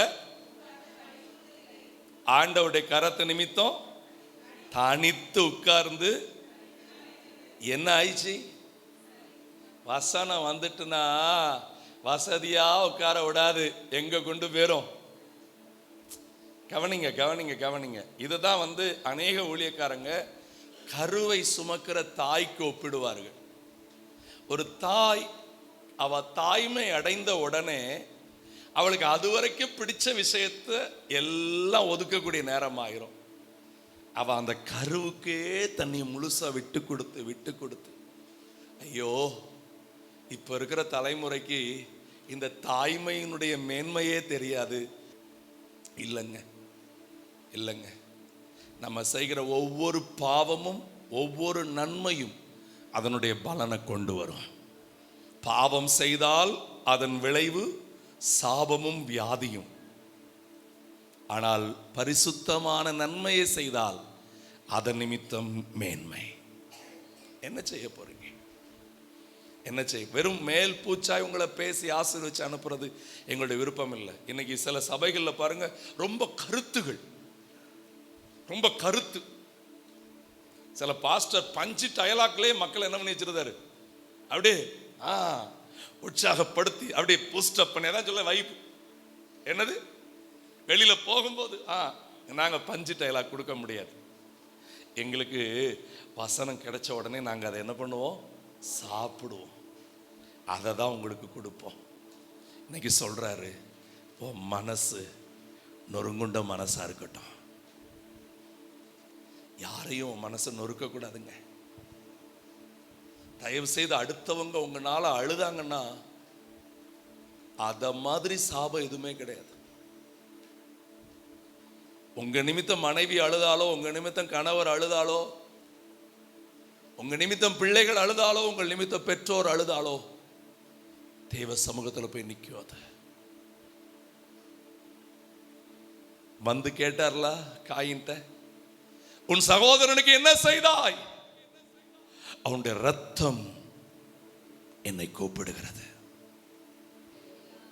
தாவீது தன் படுக்கையெல்லாம் கண்ணீரால நினைச்சானா? இன்னைக்கு உங்க படுக்கை கண்ணீரால் நினைஞ்சிருக்குதுல்ல, உங்களுக்கு நன்மை வரும். அது எப்படிப்பட்ட நன்மையா இருந்தாலும் பரவாயில்ல. அதை மட்டும் வாசித்து நம்ம முடிச்சிருவோமா?